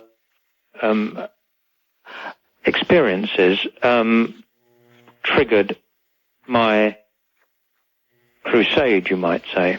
Well, what kind of studies did you have to undertake to learn the things you did? Because you became a full-time exorcist. I mean, is there a place for you to go and learn, or is this something that you must learn by some horrible experience? I think, for me, I became formally an exorcist in early 1973 when I entered the minor order of the Exorcistate. But throughout the previous decade, I had been privately studying and researching these matters, concerned with demonology and vampirology, and would have at that time have been largely self-taught. Certainly then, outside of the I suppose the church environment, which was not encouraging these things even back then, and certainly less so now. The subject, particularly aspects of it that I've specialized in, require a large degree of self-teaching. And it also must be emotionally exhausting to do what you do, just by the nature of being surrounded by so much evil. That's got to be very difficult. How do you combat that? Well, it is, the actual confrontational aspect is immensely exhausting, and just dealing sometimes on a day-to-day basis with the problems that arises from the fact of what you do. But you equally, one is not confronting supernatural evil all the time, on a conscious level, that is, by any means. And if one was, I don't think you would survive for too long. It would be too much. That's true. Well, the organization that you founded, the Vampire Research Society. Yes. Give me, Bishop, your definition of what a vampire is, because we hear so many different things. I'd like to know from you, truly an expert, what you think a vampire is. The definition of vampire is a demonic entity that sometimes assumes the form of a dead body, reanimated, as it were, and is distinct from other forms of manifestation insofar as it appears to drain not only the life but the blood itself. The smallest drop of blood can be employed by a demonic entity, enabling the wraith to form a tangible form. Wow. Revenants are attracted to blood, which allows them to effect their purpose. The Israelites, the ancient Israelites, that is, wouldn't eat the blood of any flesh at all, because the life of the flesh was considered by them to be in the blood. The Hebrew word that translates as life in Deuteronomy's 12, verse 23, only be sure not to eat the blood, for the blood is the life. Also, that same word also signifies the soul. So the vampire partakes the dark nature and mysterious qualities of both revenant and demon, but is distinct from each by the degree of its apparent lust for blood. So the blood... A demonologist must always be mindful of this alarming characteristic. The blood and the stories of blood that we've all seen in movies and we read in books, that's real then? Yes. Yes. There is... This separates the vampiric manifestation from other forms of demonic interference, in that there is, and certainly in my experience, the taking of blood. What possesses this entity to be like it is? Well, I mean, what creates the vampire? And there's got to be a reason for them. Vampires have always existed. There is the tradition of the vampire as being, but this is talking of a person afflicted with the fatal malignity, that is, someone who has fallen victim. But those who are considered to have become vampires, is what I think you're getting at. Yes. Are generally described as attracting to themselves the evil itself through their own life and through what they've been doing in it. It's a tricky one, because the true vampire is demonic, and it's difficult to talk of the cause of vampirism. Mm-hmm. But traditionally, and Montague Summers, that is, the Reverend Montague Summers, my predecessor in many ways from an earlier time, who died about 4 years after I'd been born. He considered that a vampire, and this is based on his research and study from, I suppose, old documents, that a vampire is one who has led a life of more than ordinary immorality and unbridled wickedness, a person of foul, gross and selfish passions, of evil ambitions, delighting in cruelty and blood, believed to be one who has devoted himself during his life to the practice of the black arts. And, Summers concludes that it is hardly to be supposed that such persons would rest undisturbed, while it is easy to believe that their malevolence had set into action forces which might prove powerful for terror and destruction, even when they were in their graves. Jeez. Are they human and they've been possessed by demons, or something else? Yes, there is that aspect. The victim certainly is suffering vampiric or demonic interference. There is a large question. Obviously, everyone who might die from vampire or the demonic attack. Vampire is a relatively recent word, and would have only been used in very recent centuries. But whatever label we put on this particular demonic manifestation, everyone understands what is meant when, today at least, yes, when one uses that word, very emotive word, vampire. Certainly a victim would suffer from the assault, and in some cases they do expire, often from blood loss. Well, when we come back, Bishop, I'd like to find out how you can pinpoint a vampire, and then what do you do about it when you find one? Stick with me. I'm George Norrie. This is Coast to Coast AM.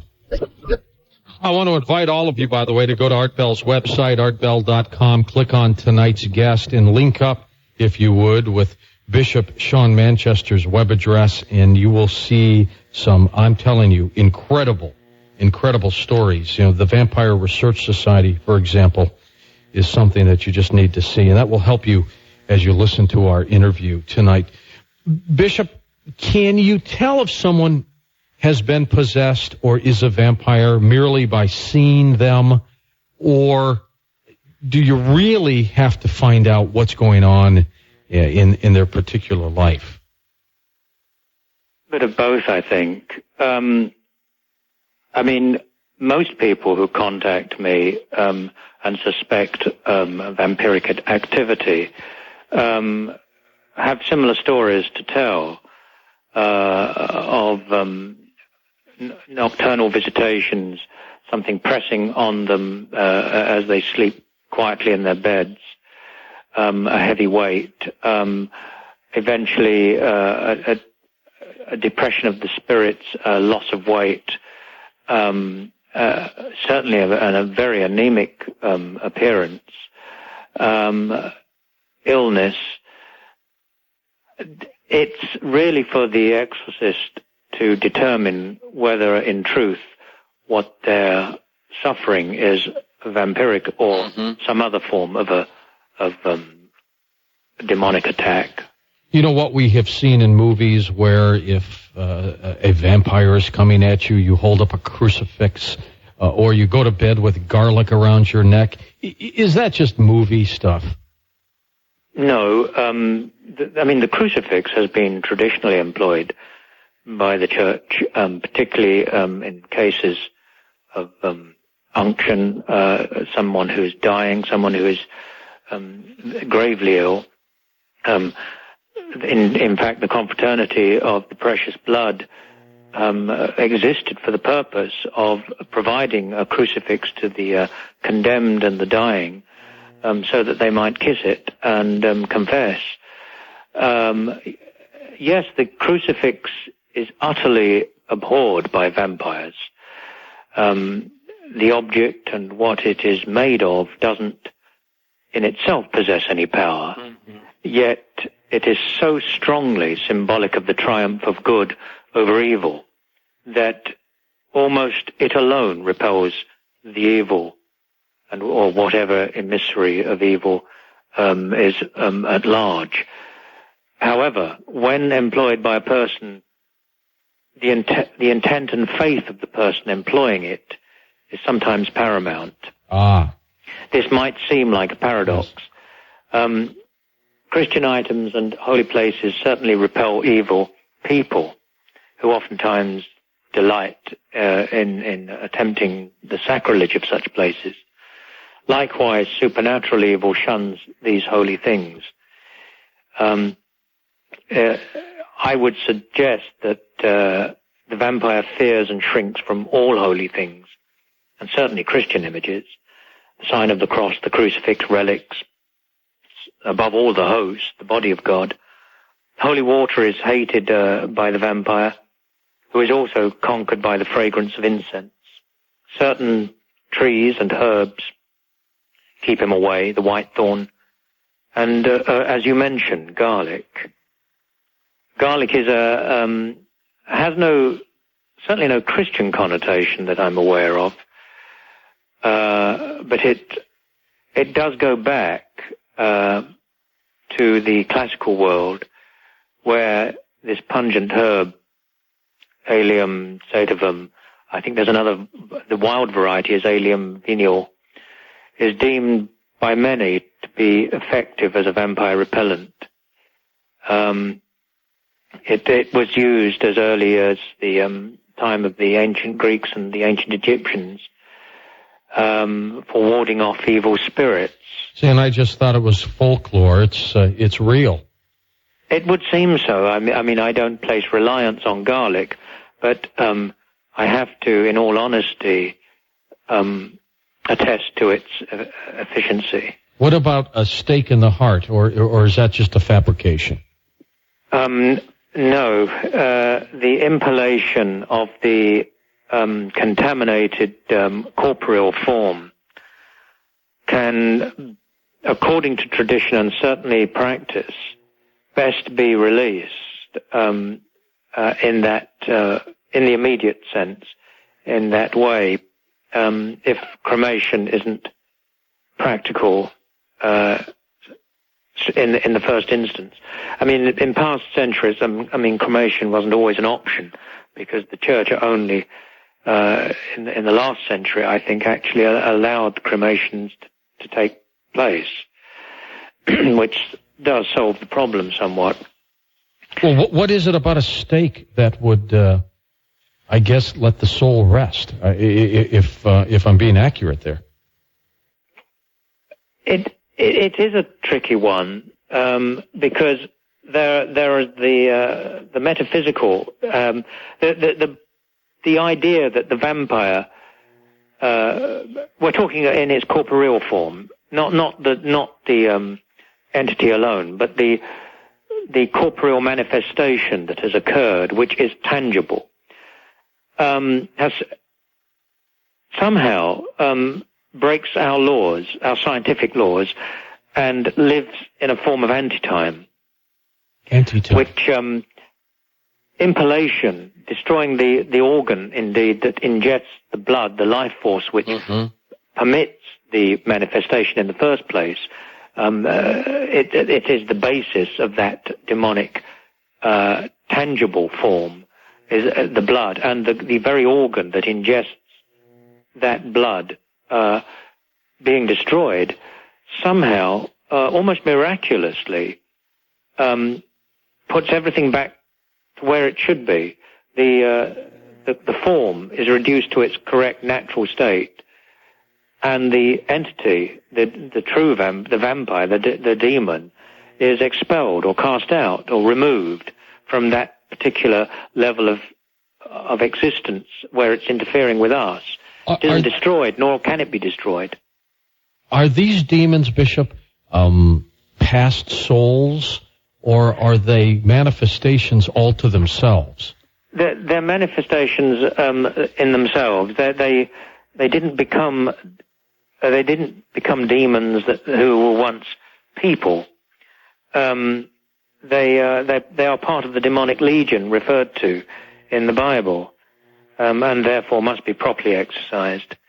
They have always existed, and they came about with the fall as rebellious spirits, spirit creatures who rebelled against God and were cast out of heaven, to put it in very easy to understand terms.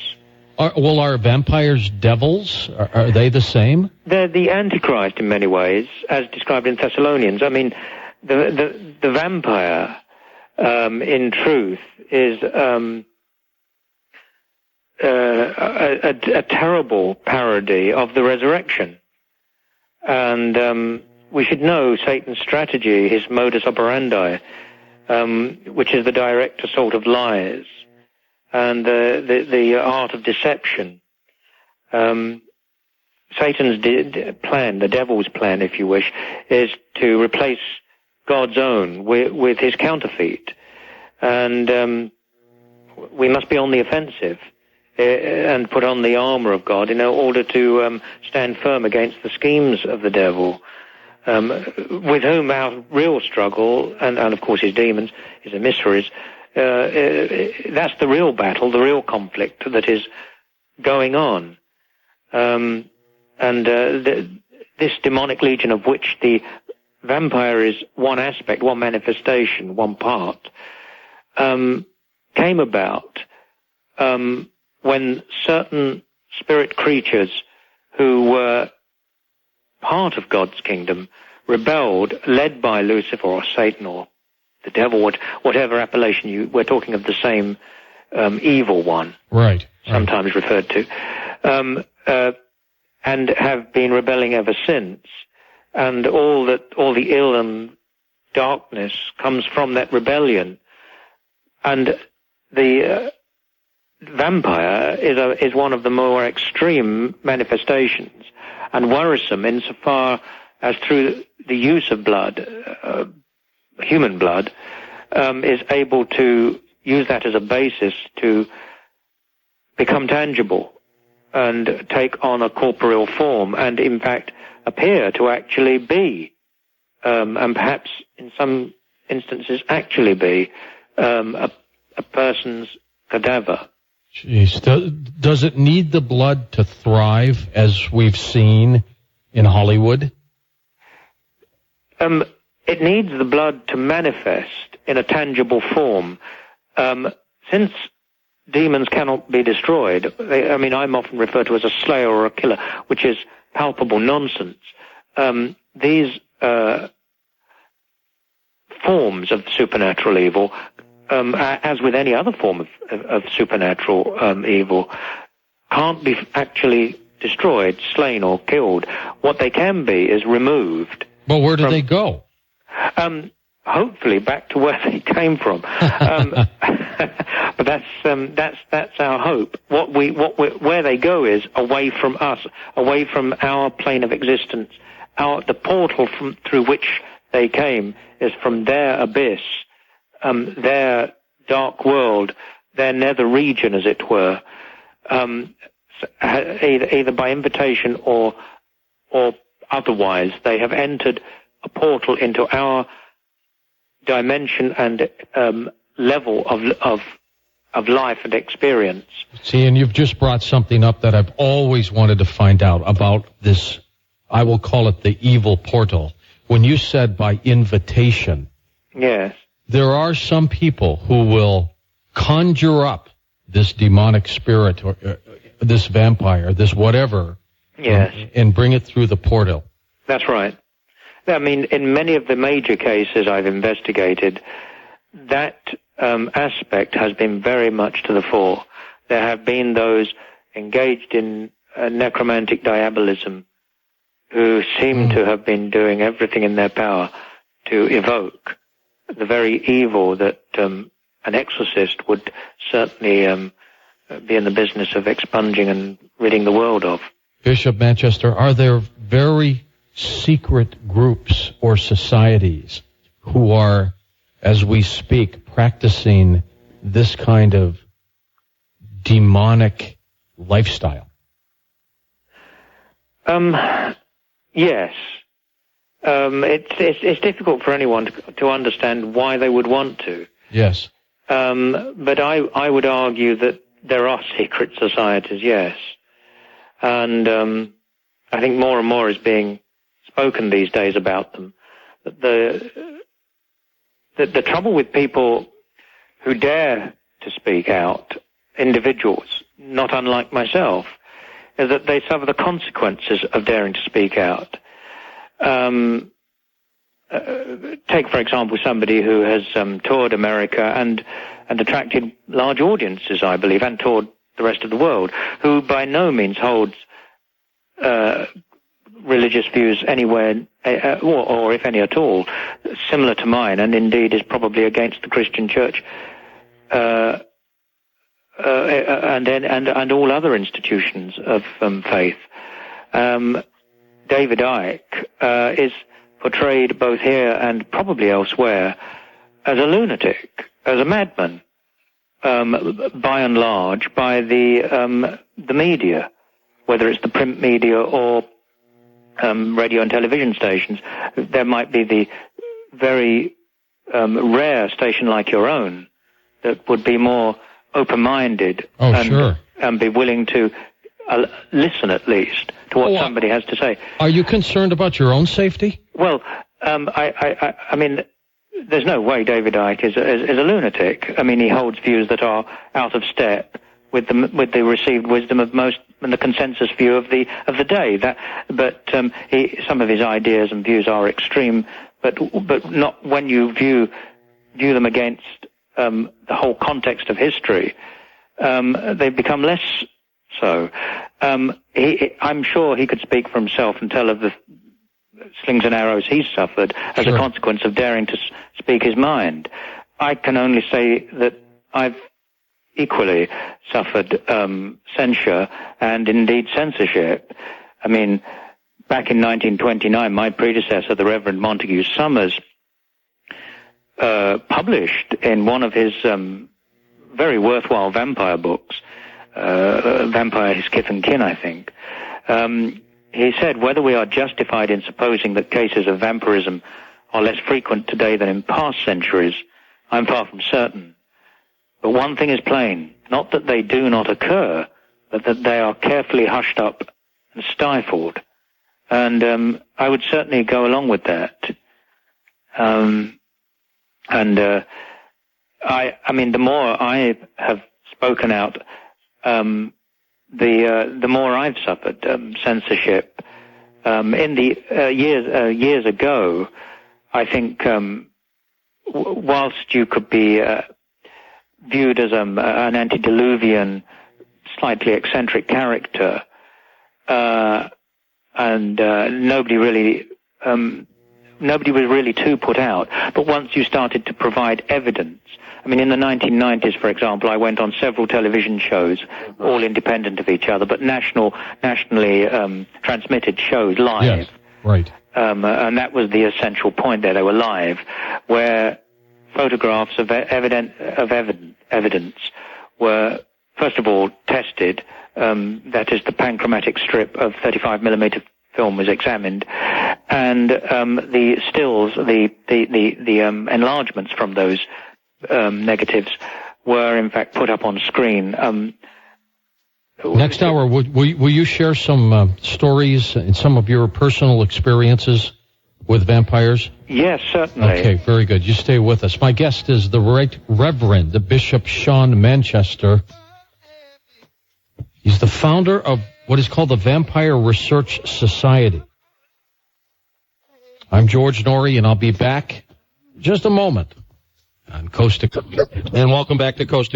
I'm George Norrie in for Art Bell, and Art shall be back when he's back. He's feeling pretty sore right now. My guest is the Reverend Sean Manchester, Bishop Manchester, vampires, demons, exorcisms. Bishop, the vampire itself, the being, what it is, if you could relate just a few stories for us, personal stories, which I think will give us even a more clearer handle of what these things really are. Right. Well, in 1963, Roger Williams of Huddersfield, which is in Yorkshire, England, witnessed the spectre of what appeared to be a medieval figure, female, whilst he was taking an autumnal stroll with a friend. Mm-hmm. This figure seemed to glide towards them with no sound of feet walking over the dry leaves and twigs as they themselves were making, and certainly struck terror in them. Another 9 years would pass before the apparition was seen again by the same person in Yorkshire, described as wearing a long garment and possessing mad staring eyes, set in a pale face. Both incidents, according to Roger Williams, were followed by paranormal activity at his house. And it seems that the area in West Yorkshire, at Kirklees, where this manifestation is alleged to have occurred, has had similar incidents going back centuries. In the winter of 1987, the Research Society observed in the earth above one of the tombs on unconsecrated land in the immediate vicinity, finger-width holes. Animals drained of blood were discovered in the immediate area, and it was learned that nearby villagers had been obliged to call in priests to exorcise their homes of some form of malignant force. My first vigil, as it were, at the site itself, where there are unconsecrated graves on private land, took place in the Easter, thereabouts, in 1990, 12 years ago.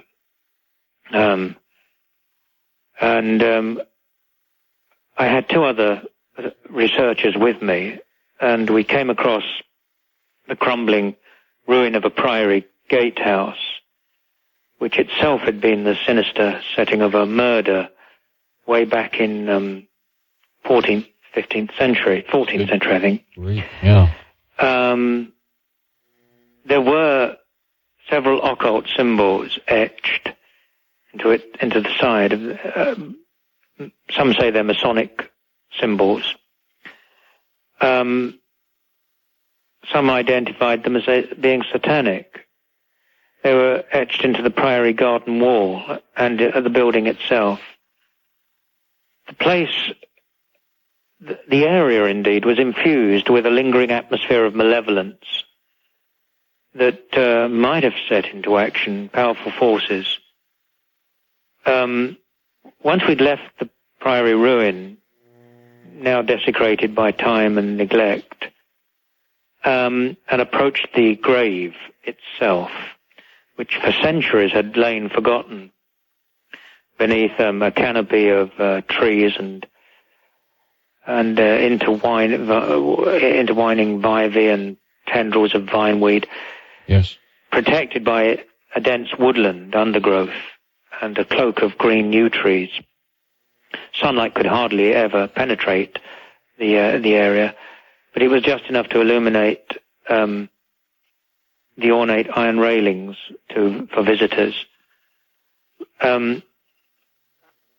Whilst all this was taking place, one researcher we'd left behind had made the discovery of a dismembered goat, completely drained of blood, and we remained in vigil, watching the general area, rather reminiscent of the scenes back in Highgate at the turn of the 70s, where, of course, in Highgate Cemetery it was forbidden to disturb the tranquility of the tomb. So the only alternative would have been to wait the vampire's return, as it were, to its lair. And this is precisely what we were doing here in West Yorkshire. Is there an air about it when you're there waiting? I mean, can you feel evil at all, Bishop? Well, certainly in both cases, Highgate Cemetery and the Kirklees estate in West Yorkshire, there is an atmosphere of gloom, and I suppose, yes, you would say malevolent evil has a very depressing and oppressing effect. I mean, I only know that in the case of in the Yorkshire case, one of my research assistants, the one that had been left behind, did witness something very similar to the 1963 and 1972 spectre. I'd hate to be the one left behind. Yeah, well, that person remained behind, I think, partly out of trepidation of being so close to the area itself. Yeah. But we heard it wafting on the night air like a discordant sound. At first we thought it might be the wind howling in the trees, but it grew louder and closer, and was perceptibly a wailing noise. And this was from the vampire? Presumably, yes. Okay. I'd brought along a small case of antidotes and implements and instruments, and grabbed hold of a large crucifix and stepped into the path from where the unearthly groaning was approaching, really. It's getting louder. And gave this a briefest of exorcism rites. As one has to in these emergency situations. And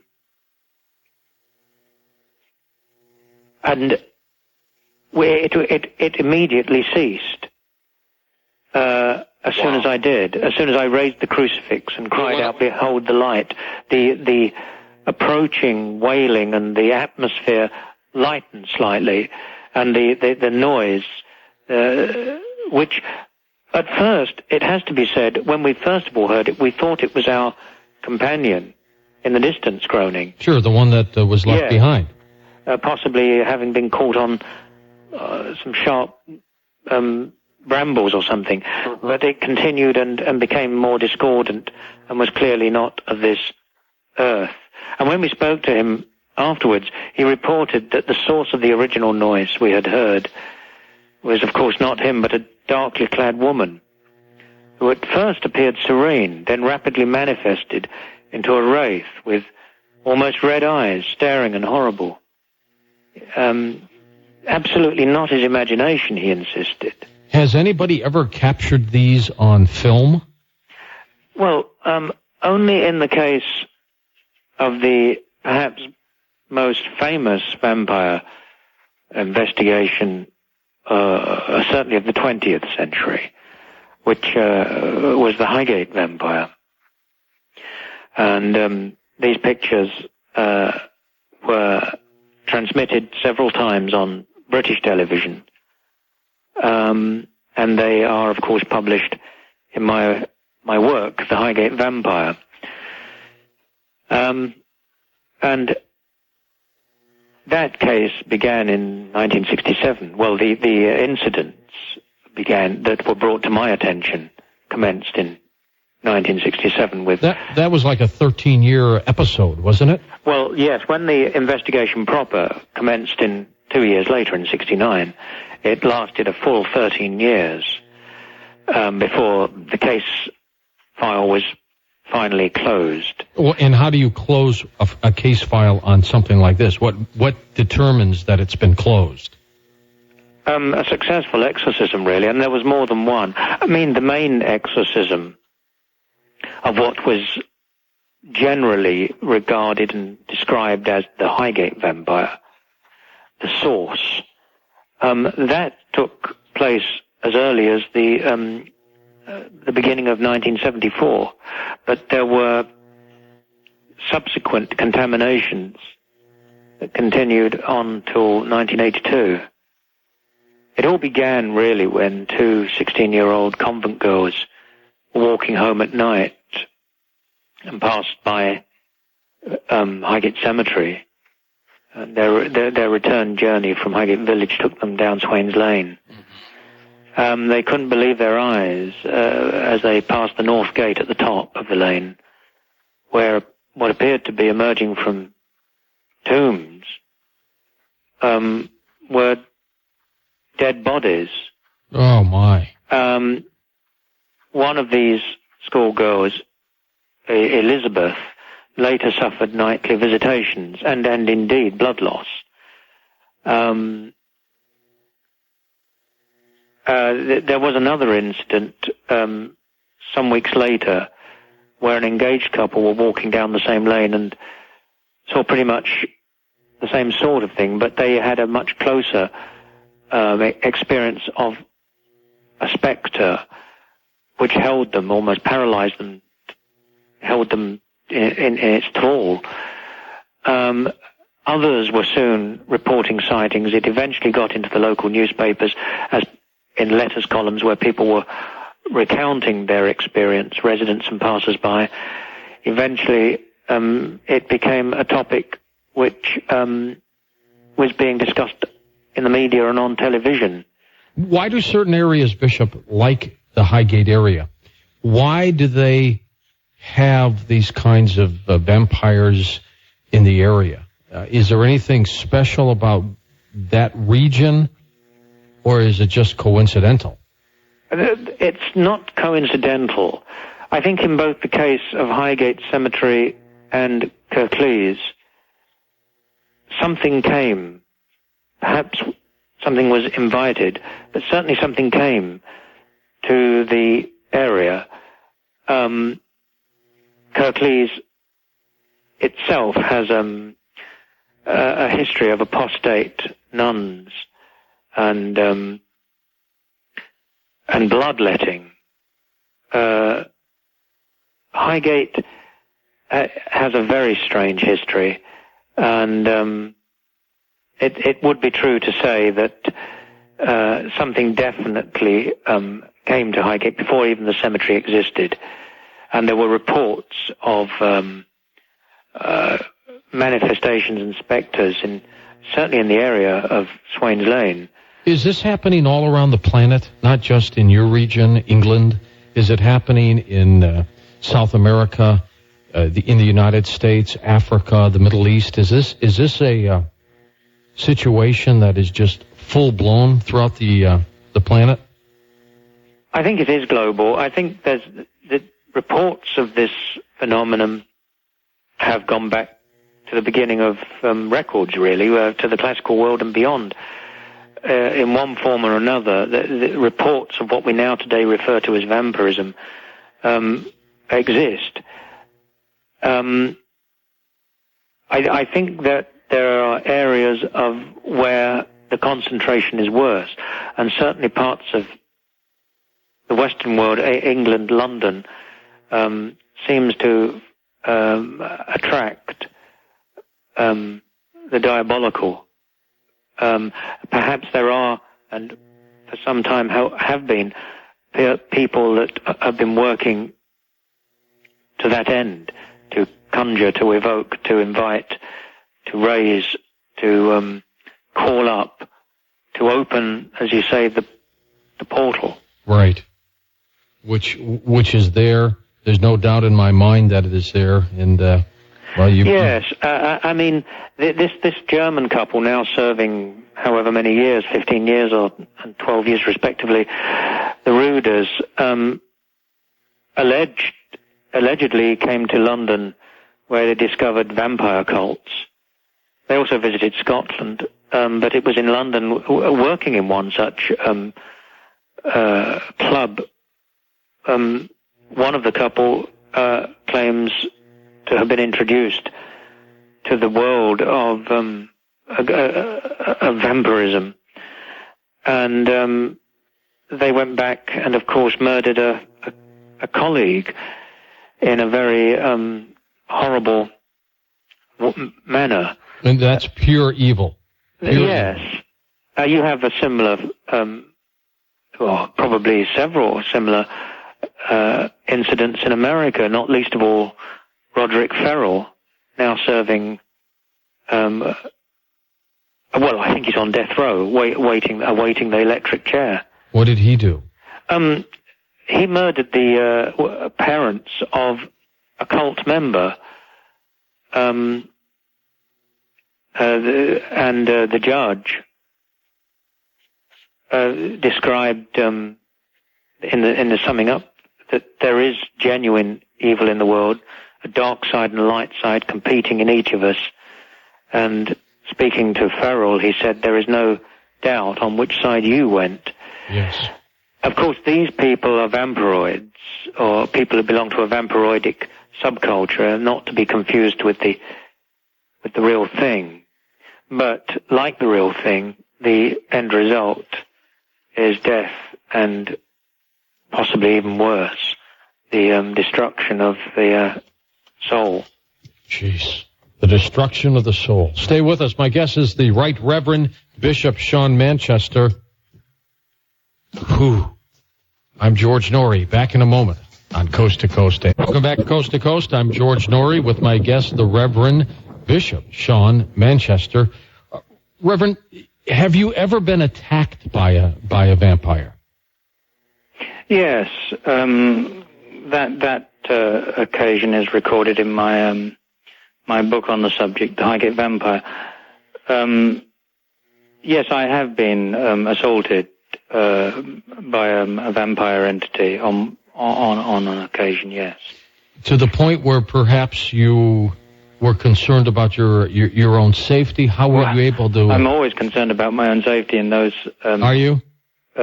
Situations, but I've only been physically attacked, in the physical sense of the word, on one occasion in the early 80s. Tell me how that happened.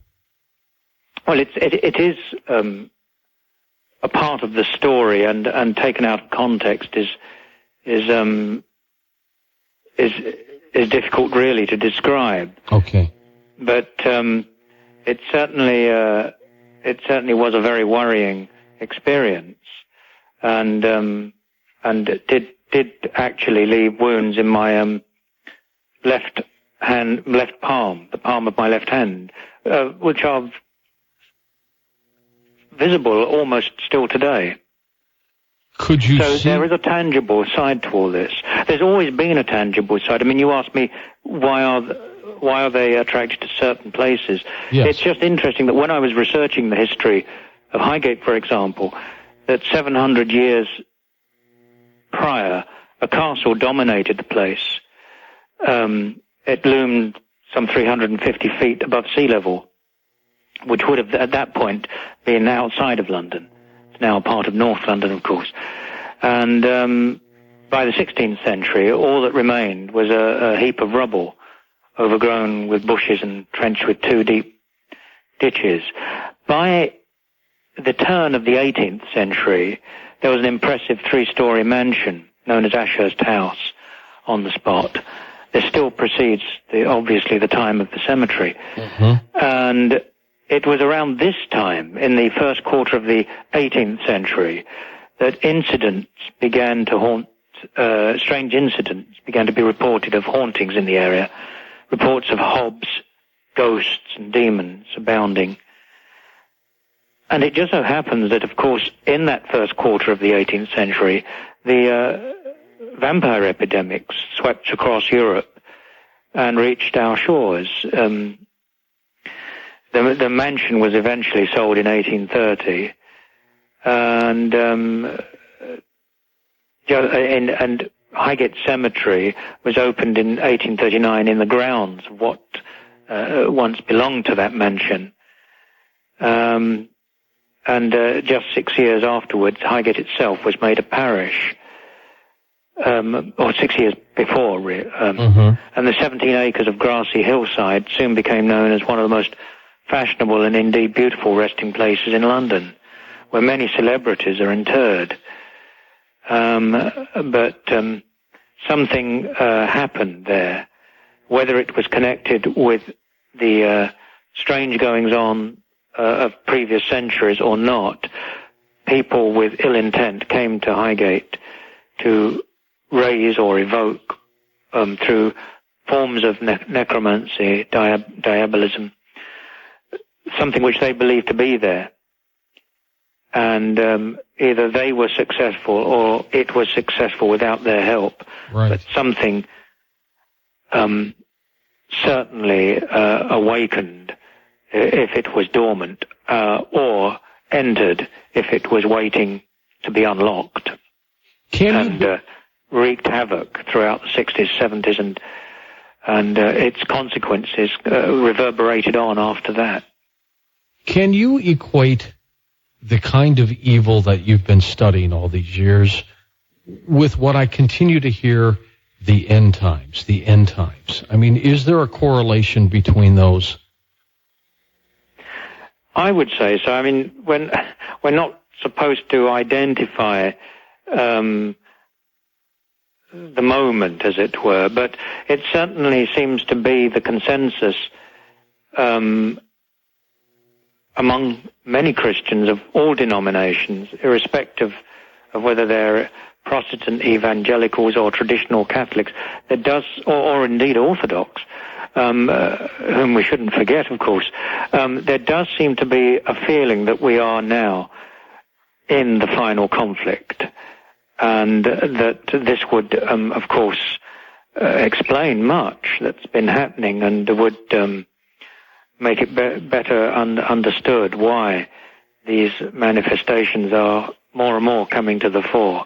All sorts of manifestations, of which what we've been discussing is just one tiny, small aspect. And it will probably, as I predicted years ago in at least 2 of my books, From Satan to Christ and the Highgate Vampire, it will probably get worse, because this is possibly the final and inevitable conflict.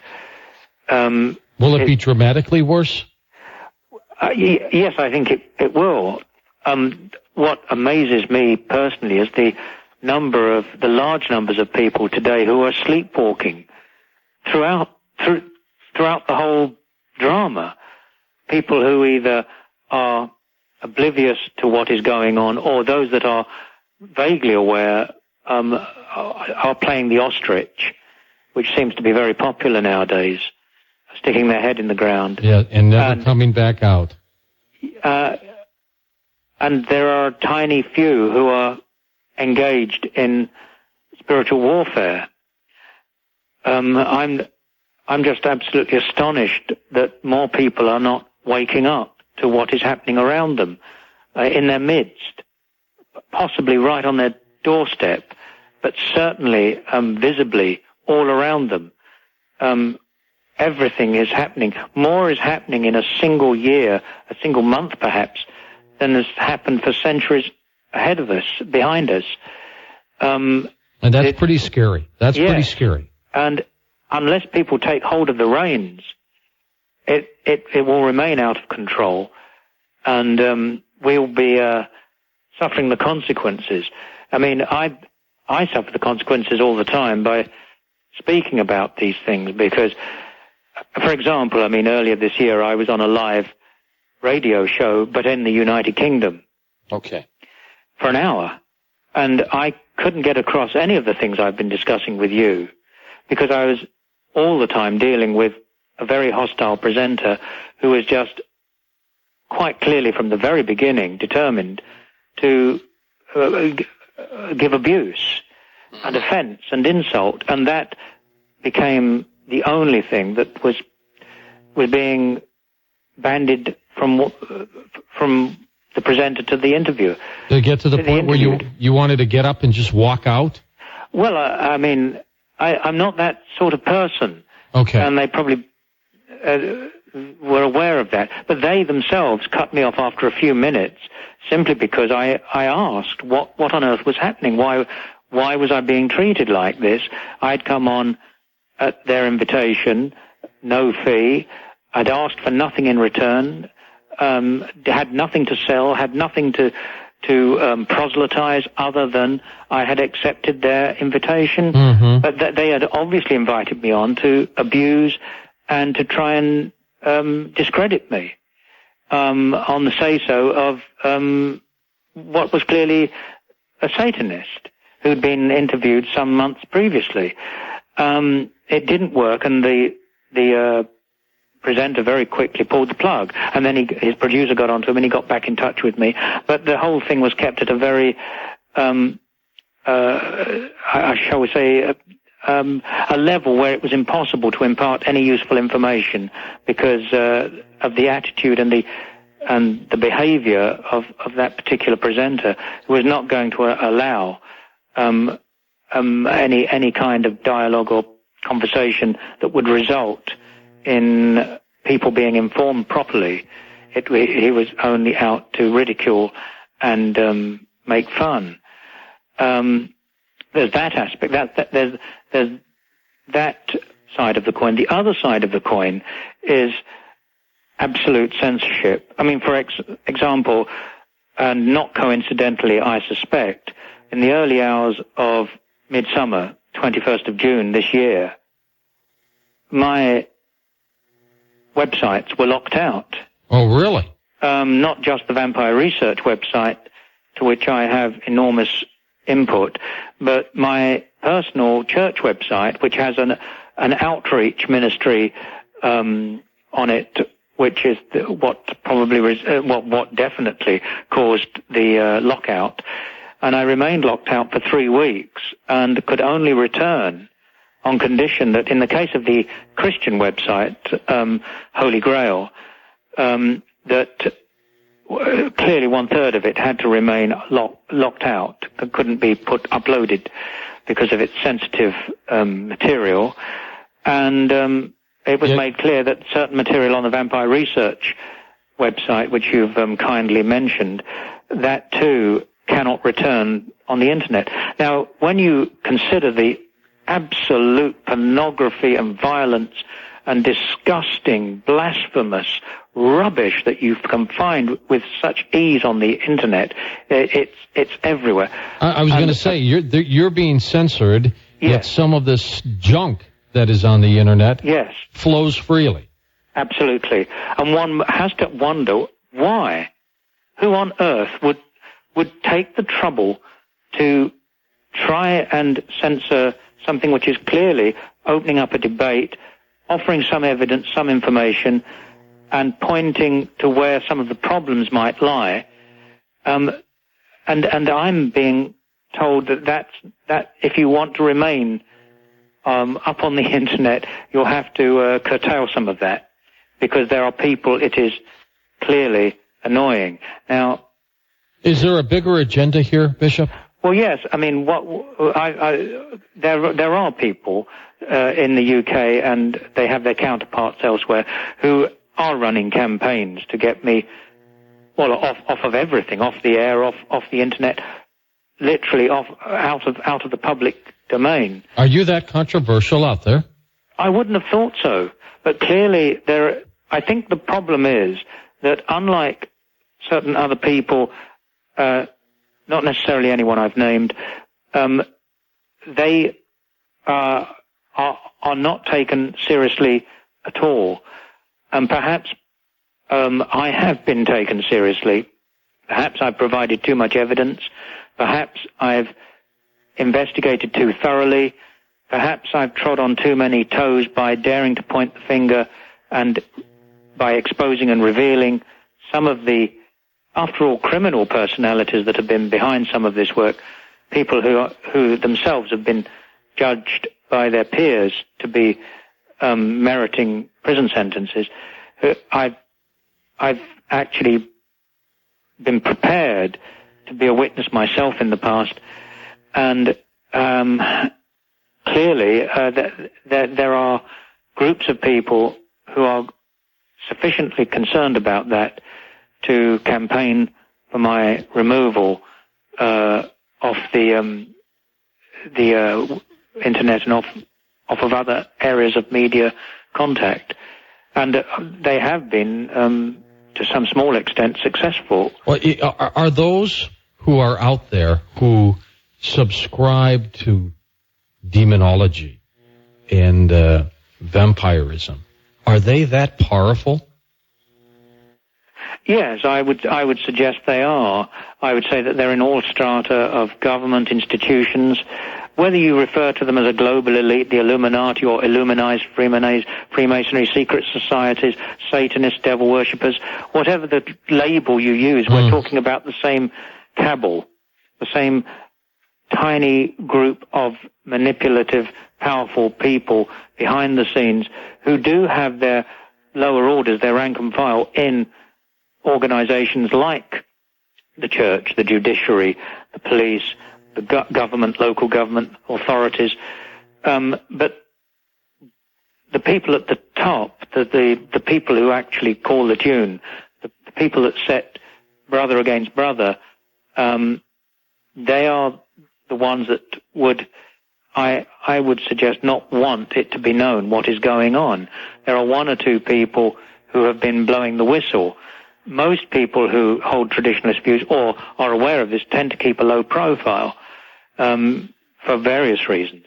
Those of us that haven't kept such a low profile are have become targets, either to be dismissed as absolute lunatics, or to be ridiculed, held up for ridicule, or to be censored. And well, do you have much support from the church for the work you do? Not as much as you might expect. I think the church itself is embarrassed by those in its own midst.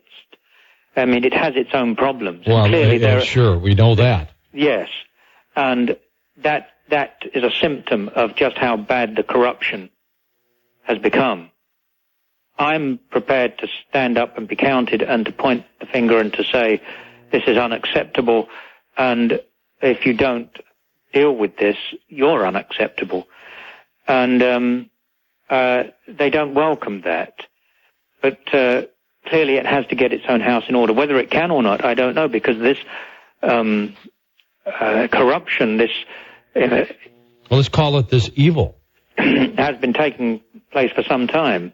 And the infiltration we're certainly aware of has been taking place since the last World War. But it's not just the institution of the church. All manner of institutions have been, to some degree, infiltrated. And the mindset of many people now falls in line with those who infiltrated all that time ago, which is there is no such thing as the supernatural. God and the devil are only ideas that we, subscribe to. They're taking the view of Jungian and Freudian view of psychological view of reality, not indeed a view which is held by many people in witchcraft and Satanism, that in fact it's only the power of your mind, that demons and angels, yes, they exist, but only in your mind, and you conjure them from your mind. That's a view held by much of psychiatry. However, it isn't my view, and it isn't the view of traditionalists, because evil exists as an external reality, not merely a lack of something. It's an effective agent, a living, spiritual being, perverted and perverting, mysterious and frightening. The profanity, perversion, and every miserable form of corruption that nowadays is finding toleration, where once it was rightly condemned, is born of this evil. Now I understand. Flourishes in an atmosphere of sickening depravity and moral bankruptcy. Your time is limited. I wish you could stay with us one more hour, but you cannot. Is that correct? That's true. I have a prior engagement. I do apologize to both you and all your listeners, and I thank you profusely from the bottom of my heart and from the depths of my soul for allowing me this one last opportunity, if that is what it is, to speak to the people out there and to tell them not to give up, to be part of the conflict which is already ensuing, and to be on the side of the righteous, to be on the side of good and of God, and to be with God. You have to fight evil. Thank you so much, the Reverend Sean Manchester.